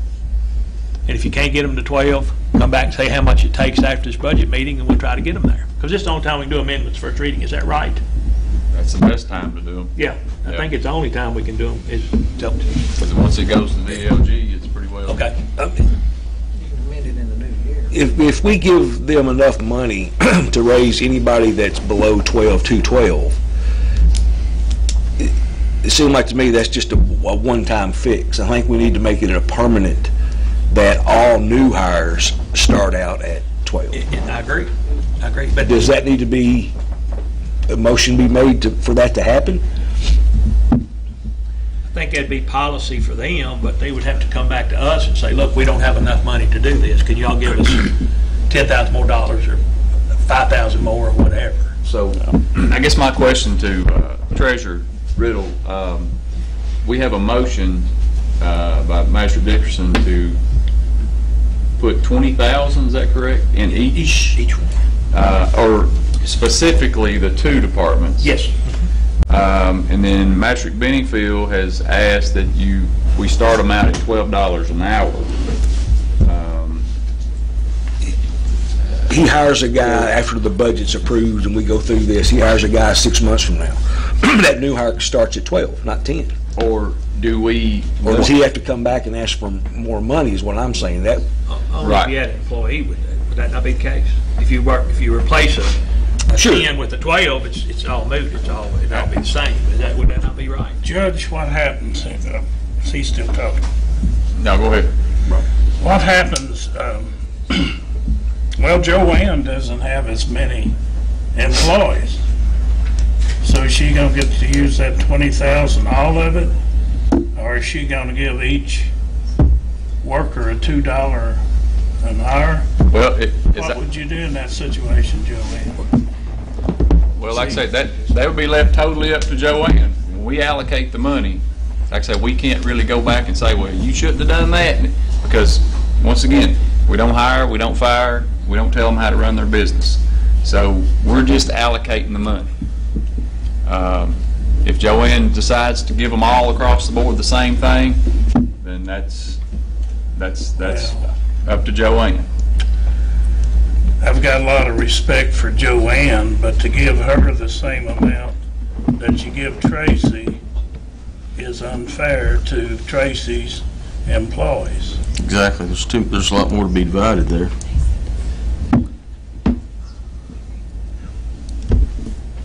Guys, it had, I hope you understand, this has nothing to do with the 3%. This has to do with getting our starting wage up to $12 an hour. It has nothing to do with the 3%. I'm good with that, the 3%. But when we're trying to hire people for $10 an hour and they can't get good people, raise them to 12, it's just like the sheriff, if he's got $10 an hour people, or Jeremy got $10 an hour people, let's get them up where we can get some decent people at these positions. That's all I'm trying to do. And I would like to ask the department heads, if the $20,000 is too much, they come back and say, look, that's too much, we're not going to spend it. We'll amend the budget to that too. If they just ask that they would do that. And if the others think we're being unfair, they need to speak up and tell us if they don't think that's fair. Because So we're saying you want to get the starting pay, which is now, the starting pay is countywide, has been this $10 an hour. Is that correct? For countywide employees, Yes. somebody, were they walking at the road department or were they walking at Joanne's office? $10 an hour starting pay? Yeah, well, at the road now, it's 12. The road now, it's 12. It's 12. At the jail, up until last year, it was 9. And we raised that to 10. Last year was 9, also with clerk's office. 9. She's raised that to 10. That's just part-time people, most time over there, No. That's full-time people. How many you I don't have no got? part-time people. How many you got drawing under $12 an hour? I'd have to go back and check. I'm not exactly I think sure. you have 5. 5, I think it's about right. Mm-hmm. So we're going to spend $20,000 on those 5? No, the way I understand Carl is to raise it up to where they're making 12. Yeah. But somehow $20,000. That's all I can spend of that $20,000. All you can spend is $20,000. And then everybody else get 3%. we have to give a figure today, Charles, because this budget, we just can't say raise them up and come back to us later and tell us how much is it going to be. Right, we'll have to have some type of figure today for them for first reading. Jeremy, do you have something you want to add? The only thing that I see that where Tracy's going to come into a problem is he said he has a lot of people that's under $12 an hour. Right. So what you're going to get into there is trying to adjust those people that's been there 5 or 6 years with a 3% raise with all your employees you have there.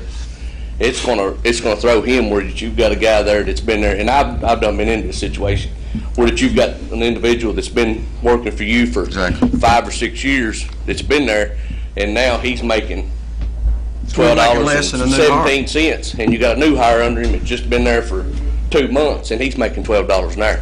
So y'all gonna have to take in consideration that if he comes back and says, hey, this 3% didn't do it, but I've got a guy here that's been here for 7 years, and he's a really good employee, and he's making 15 cents more than a guy that's just started out. So it's a tough situation to bring. Don't get me wrong, everybody. I mean, it does need to be $12 an hour. It's hard for people to make it on 10, and that's why I have fought for my guys to make more money and to try to get them up there, because it's hard to keep employees at that kind of pay. But you understand, for the people that you got there too, that's making $11.75, and then you want to give them 3%. And I understand that you're saying you take this 3% overall and give 6% to this guy and this, but to try to divide that out, I've got a crew of all my crews. I mean, I've got a good crew of guys, and there's not nobody there that in a day's work that does not do a day's worth of work. And I mean, I can't really justify in my guys of giving a lot of them 6%, and this and 2%, and this and 1%. I mean, when it comes across the board, I mean, if they don't do the day's worth of work, then I don't need them there. I mean, so I mean, I've got a good crew of guys, so I don't have to justify giving this man.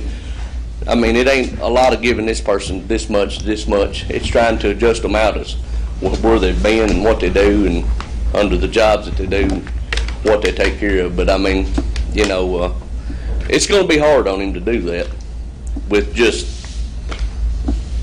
it's starting them at 12 like that. And without seeing a roster of his employees and what they're making, there's no way you can come up with a figure to give him.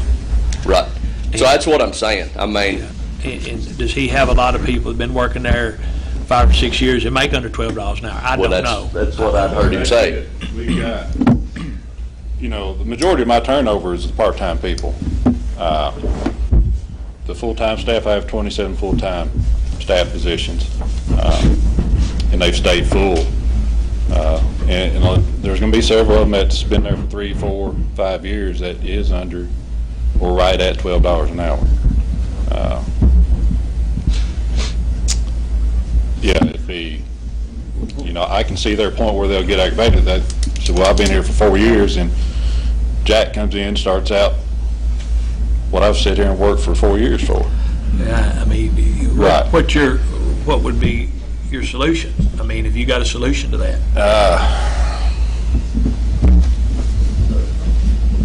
There really isn't. That's right. There's not. You know, it is, and I told one of them a while back, because I told them, you know, I was planning on trying to get it raised again this year.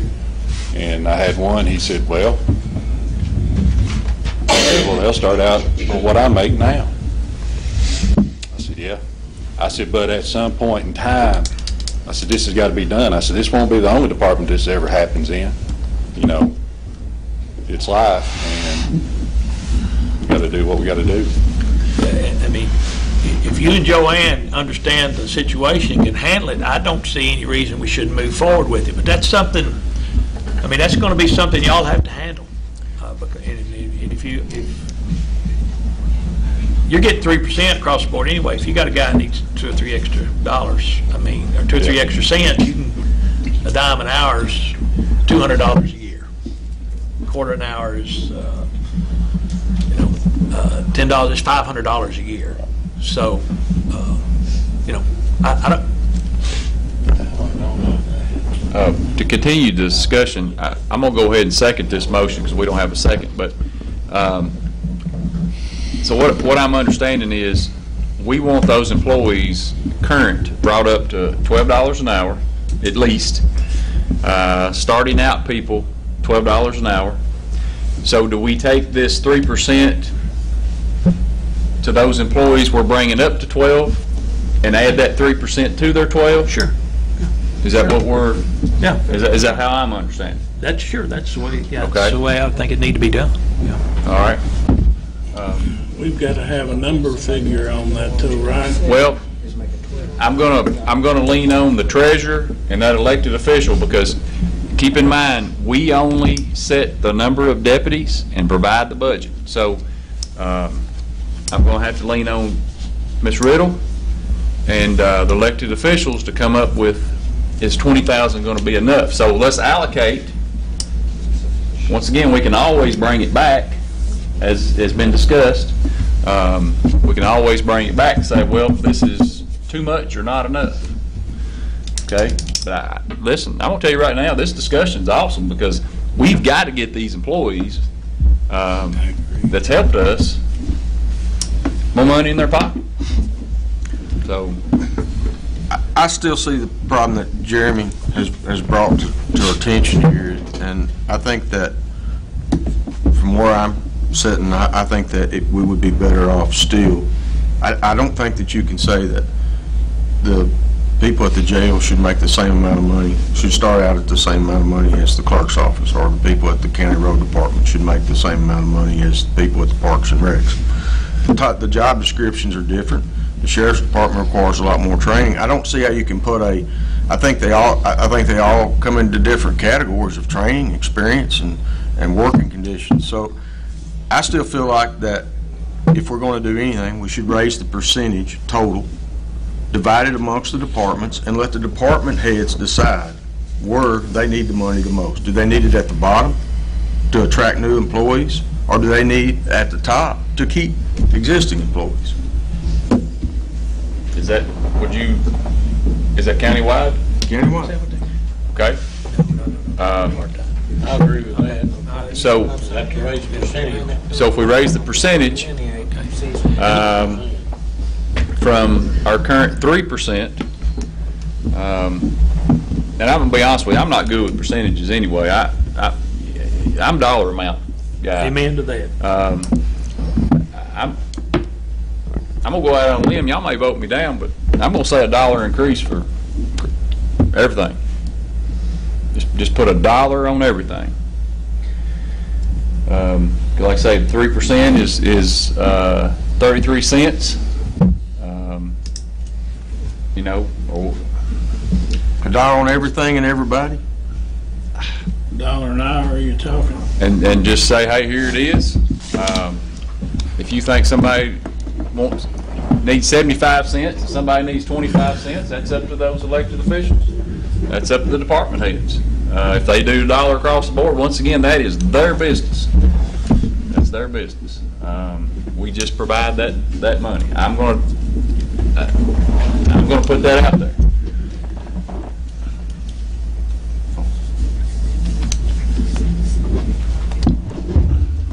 We have a motion on the floor, so what we going to do? We have a motion on the floor to provide $20,000 to the clerk and the jailer. And we have a second. Now, we don't know if that's gonna be enough. We don't know. So when are we gonna know? Can't do it in 5 minutes. I've got 13 people full-time under $12 an hour, and I range anywhere from 3 to 5 part-time people on average. So you can say I'll have anywhere between 14, 15, 16 people under $12 an hour. And the 20,000 for to bring them up to 12, but I believe personally, my part-time people aren't. I would, the part-time people shouldn't make as much as full-time people. Right. That's just my thought. And you run in the business. I'm not trying to micromanage your job. I'm just saying part-time. No, I agree with you as well. Because if they come in making that, you know, if a full-time position does open up down the road, I mean, it's not fair to the people that's been working there. That's right. And Okay, so what do we want to? We've got the motion, or we've got amendment. 20,000 allocated to clerk and the jailer. And then you've got my suggestion. Judge, I hate to be a stick through the spoke in this wheel, but earlier this year, I don't know how you come up with, I know those two departments, that they take a lot of training and everything. We put out through the paper to hire another part-time person at the park. 0. Because they know what you're going to make. When they call it, they just laugh at you. They're not going to, so I don't know how you come up with those figures. Are we going to say, okay, the rest of these departments, I just heard the low end of road department is $12. I have one guy that's been with me for 3 or 4 years now. He makes $10 an hour. And he does half the work that I do. And he's a great employee. So I'm going to stand here and I'm going to fight for that one guy, I guess. But I mean, we haven't even got to the judge executive's office employees yet. So yeah. I mean, yeah. So we're leading that way. So I understand the training and stuff, but you're kind of leaving out the other guys too.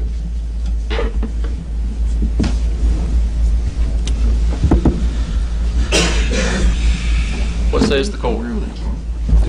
Guys been there forever.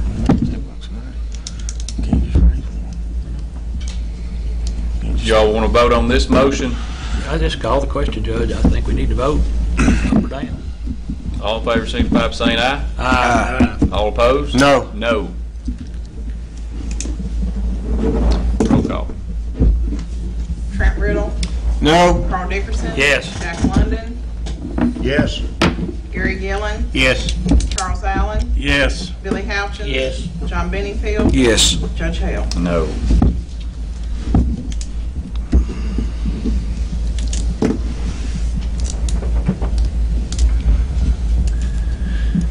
All right. So we've got 20,000 allocated to the clerk and the jailer.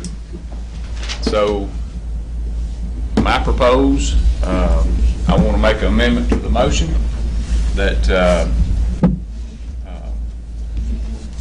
the remaining employees, because we're just talking about 2 departments here. The remaining be give $1, and then the 3% on top of that $1. And that's my motion. That's excluding the clerk's office and the... Yeah, because you all have the money to bring your folks up. But nobody else does. And no one else does. You all got the money now to bring your people where you need them. Yep. And then Tracy's got it, so now we've got Kent. I second that motion so we can have discussion. Okay, we've got a second. Any discussion? Well, guys, $20,000 won't bring everybody in the clerk's office to the jail up $1 an hour. It just won't happen. And we're talking about 125 county employees, and the extra $1 an hour, that's $2,000 a year, that's $250,000. So that's the dollars. Healthcare's going up 8%. We have 71 folks on healthcare this year. $250,000 is the dollars. That's the dollars.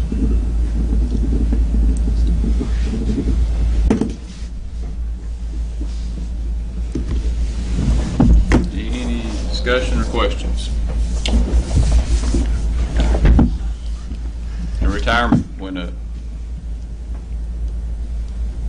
Did hazardous duty go up?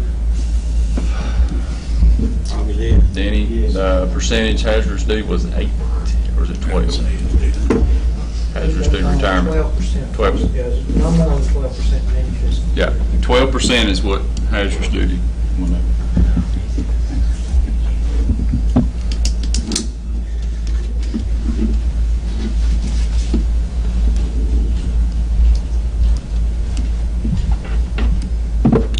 If you're going to recruit them, if you're going to recruit good help, you're going to keep good help, you got to pay some wages. If you don't want to pay wages, then you end up with, on the front page of the paper is having, being the poorest city in the state of Kentucky. It's just the way it works. And you know, you either pay them or you don't get them. And where they go? They go somewhere else where they can get money. That's where our brightest minds and our young people go. They don't, once they leave off for college, they don't come back. So, you know, what do you do? I know some of the people in some of these positions make $16 to $17 an hour. So we're proposing that we give in 50 cents an hour plus an extra $1. That's $17.50 an hour. That's a 10% pay raise. That's what the proposal is. And you know, that's huge. And when you put the $12 an hour, and the judge mentioned the $28,000 a year, I think that's a silly number. I think it was all taken out of context, that whole report. I told the judge that when we talked about it. But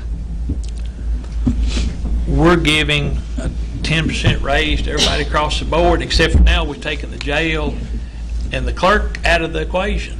They're out because we just gave them $20,000. So we're giving everybody else $1. But that's what you all just voted on. I understand that, and we're just going to vote to give everybody else $1, I guess. But I'm going to vote no, but I guess that's where we're going to vote. That fair? No, it's not. No, it's not. It's not fair. That's why I voted no, because I want you all to have. You know, I've worked hard on my budget this year to be able to come to you guys and say, hey, can we do this?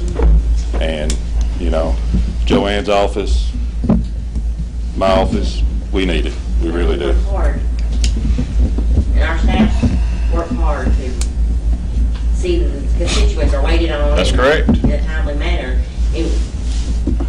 My office is just like Tracy's office. We can't retrain people all the time. I've been there 36 years.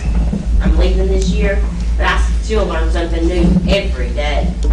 You just can't learn it all in 2 or 3 months' time and then let them sit, and then somebody quit. for a better paying job, and we're back at round one, retraining again. So, I have people that have been there for several years, and they're making some good salaries. But then I have some that's not been there as long, and they're struggling. So, If we do that like we did it, we're still leaving out Charles as one employee, and he's just as important as anybody else in the county.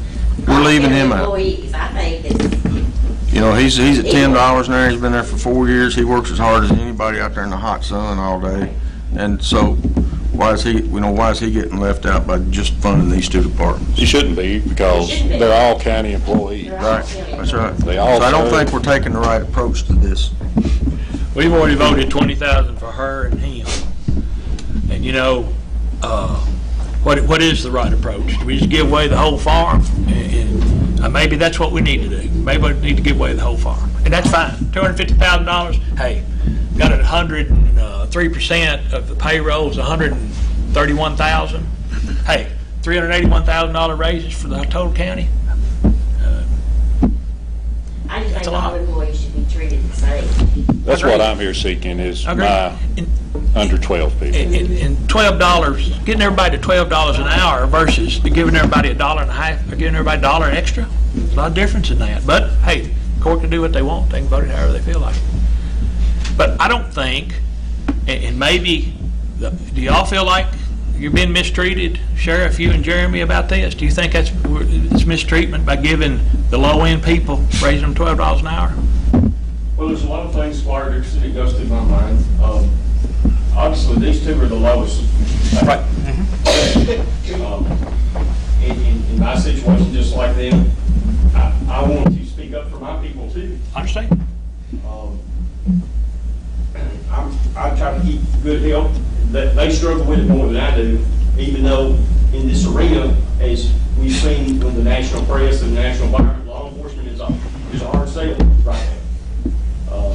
Let alone in my area, I have people around me who are paying higher and drawing from me.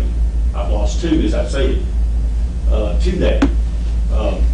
However, I have to question a little bit, as these two department heads have explained, fairness, just straight fairness. But again, they're in the lower brackets. That's obvious. That's some of the things that you expressed a while ago, and Jeremy did express.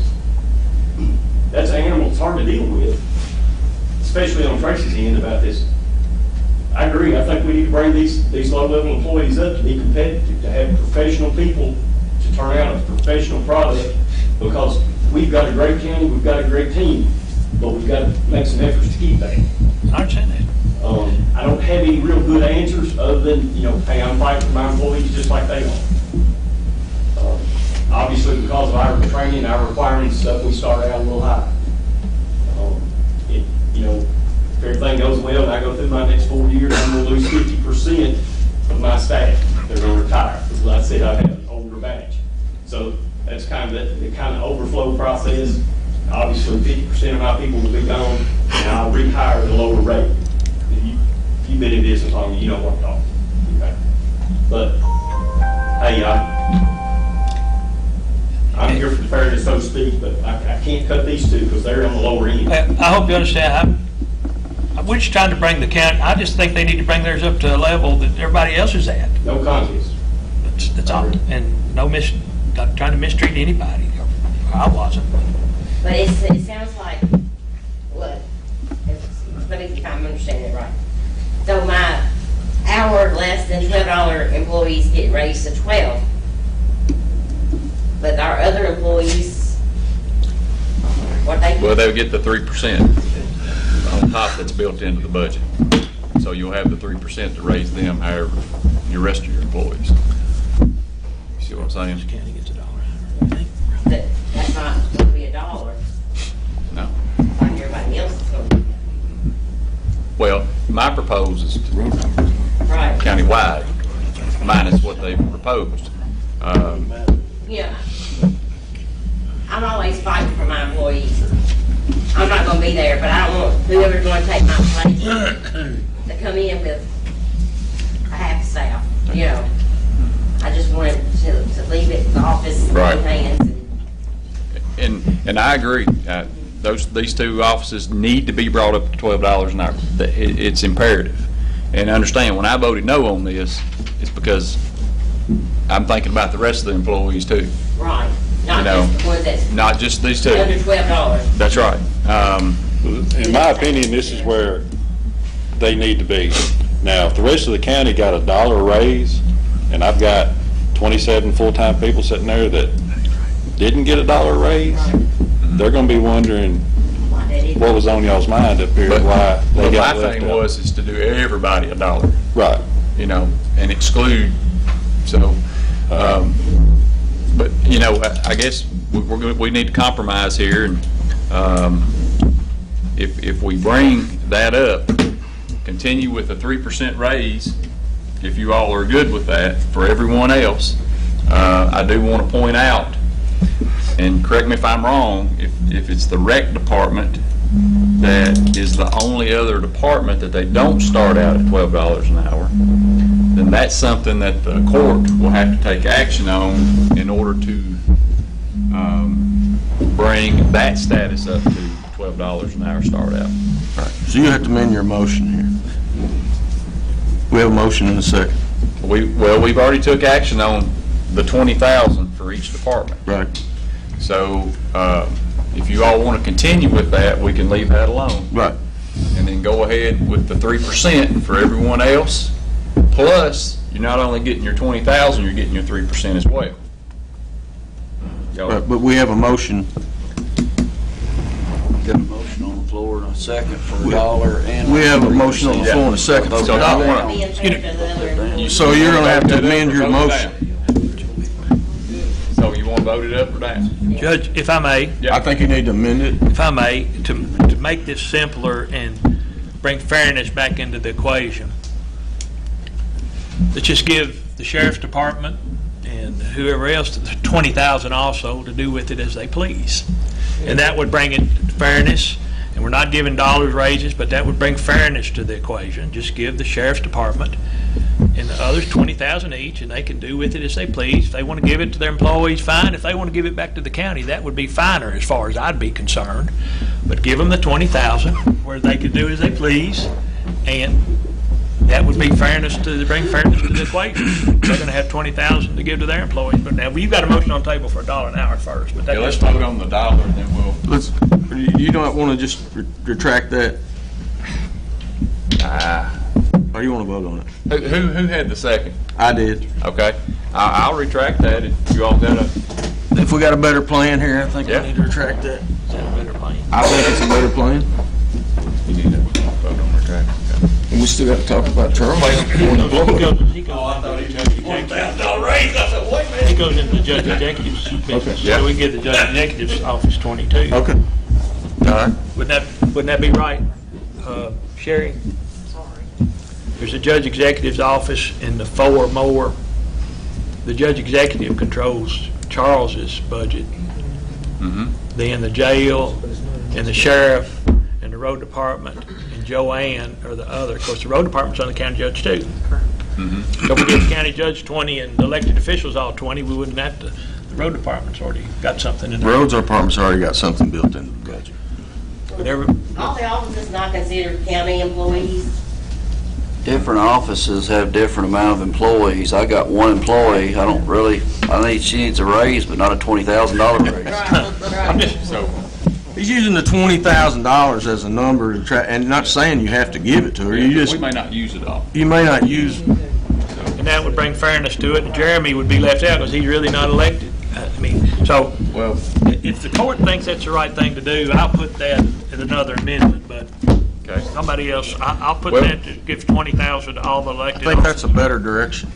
Except for Jeff. You know, Jeff don't. Master Dickerson, you and I don't agree on a lot, but I think I agree with you on this one. Thank you. Hey, I was just put that in the paper. Yeah, I was out here on the radio.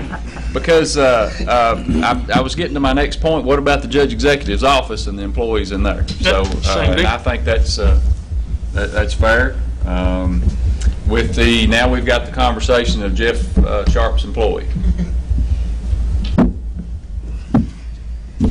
We can't give him $20,000. How much raise do you need to give her, Jeff? Hello? I don't know what she makes now. She's treasurer now. She probably don't have that with her. That's all. It's 3%. She's gonna get 3% regardless. That's right.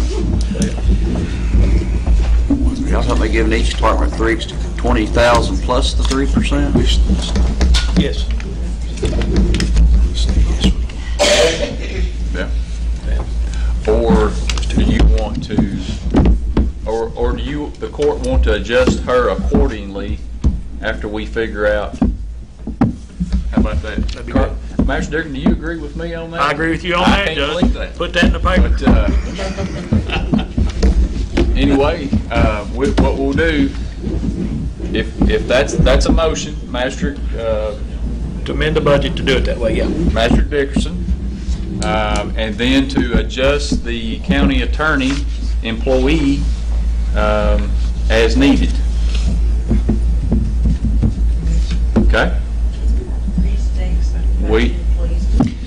We're gonna raise every elected official's $20,000 of budget. They're gonna get the 3% that's in the budget, and we're gonna adjust Jeff Sharp's employee accordingly. That's the motion? Yes. I apologize, you guys said, I know you keep saying elected officials, my office is not elected officials. They have 2 employees that's paid by the county, one is to a grant, and the grant is not for 12 hours. Is that something that the county can pick up in a small amount? How does that work? Does he not work under the pleasure of the sheriff, your department? They're mostly grant funded. Grant funded. Yeah. Send up there, it's a joint task force. Okay. To answer your specific question, no. I just sponsor one employee. Okay, but you paid the employee out of the sheriff's department. Okay. The one, and you got one mower?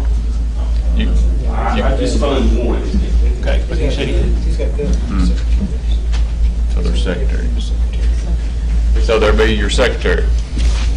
Right. And the protection that's paid by the county. So one's paid by the sheriff and the other's paid by county. Okay. We just follow that, Yeah. Sam, do you have a? You keep talking about elected officials. Does this also include the coroner? He's also an elected official. Has employees. Well, he is an elected official. I believe we've discussed his salary. I think that would fall under the consideration of these two since it's a smaller. What does the court say? County surveyor, he don't pay employees. He's elected official. $18,000 a year. Let's exclude magistrates from that 3%. They're deputies. And the $20,000. Whenever that comes time to make a motion, I'll make that motion. Or amendment. I think they already done that. All right, we need a second to this motion. Well, the motion on the floor is to give the 20,000 to 4 departments, correct? To adjust county attorney, secretary, adjust drug task force, adjust as needed, coroner's office. Does that sound right? I think that'll work. Did you have a question, Jim? Yeah, correct me if I'm wrong, but the road department falls under, it'll be falling under you, which Charles falls under you, John Stevens, Tracy Shirley, everybody falls under you, correct? Is that correct? That's correct. Yeah, and all of them, everybody under all of them. Yeah, and of course we pay you all out of the road fund. Right. You know, which I try to keep that separate. Correct. You know, so even though it does trickle through the general fund pay. So did you get a second? No. Second. Second, Master Riddle. Now, we're doing this in attempt to raise the bottom end of the pay from $10 an hour to $12 an hour. We're not doing this to give everybody in the department a raise. Whatever money's not being spent to get the bottom end up is going to be returned to the general fund? That's correct. That's the way I understand it. Yes. This motion to add 2 more departments. You'd like to ask it be returned to the general fund. Well, that's just your department. I specifically said this department. Okay. What did we just do? Huh? Y'all said second. I've said one thing. No. Say it one more time. No. Give me say it one more time. Departments is mine, this one, this one, and this one. Sheriff, jailer, clerk, mine. 4%, straight across the board. Oh. Give 2 more departments. Oh, wait, Billy was gone. Master Dickerson? Yes, sir. Can you state that motion again minus the clerk and the jailers? Because we've already voted to give Okay, them 20. $20,000 to Sheriff's Department, $20,000 to the Judge Executives group. Adjust the Drug Task Force and the County Attorney's employee and the coroner as needed, or according to how we do the others, not as needed, according to how we did the others, how it worked out. Okay.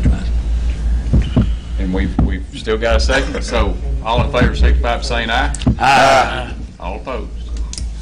Very good. Now, we've got that settled.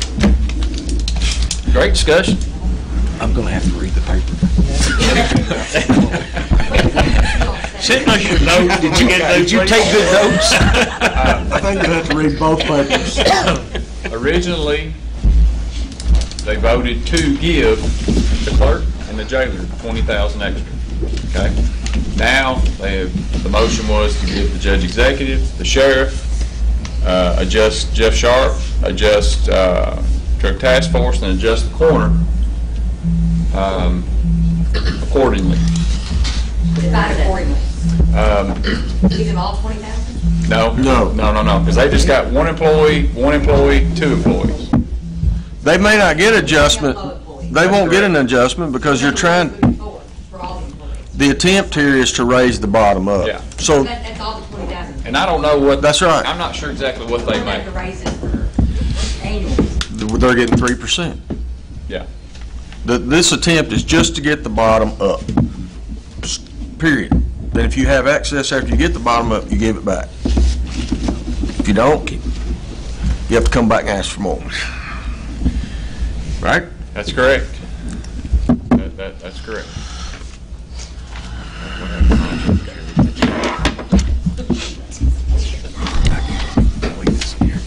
Okay. Okay. Motion to adjourn. We got to vote on that. Oh, I'm sorry. Now we got the main motion. Let's vote on the main motion. Unless there's any more amendments. Any more amendments across the board? All right. Now let's vote on the main motion, which is the first reading of the budget. All in favor, signify by saying aye. Aye. All opposed. Motion to adjourn. We're adjourned. We had Gillen and Allen. Good luck here. All right.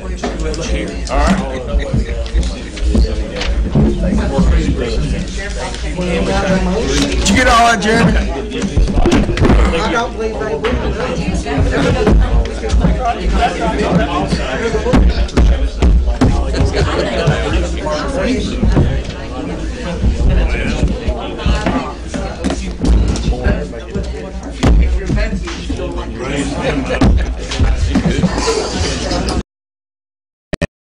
Son Bradley, 2 brothers, Roger Levi and Chuck Levi, 1 sister, Cindy Stroop.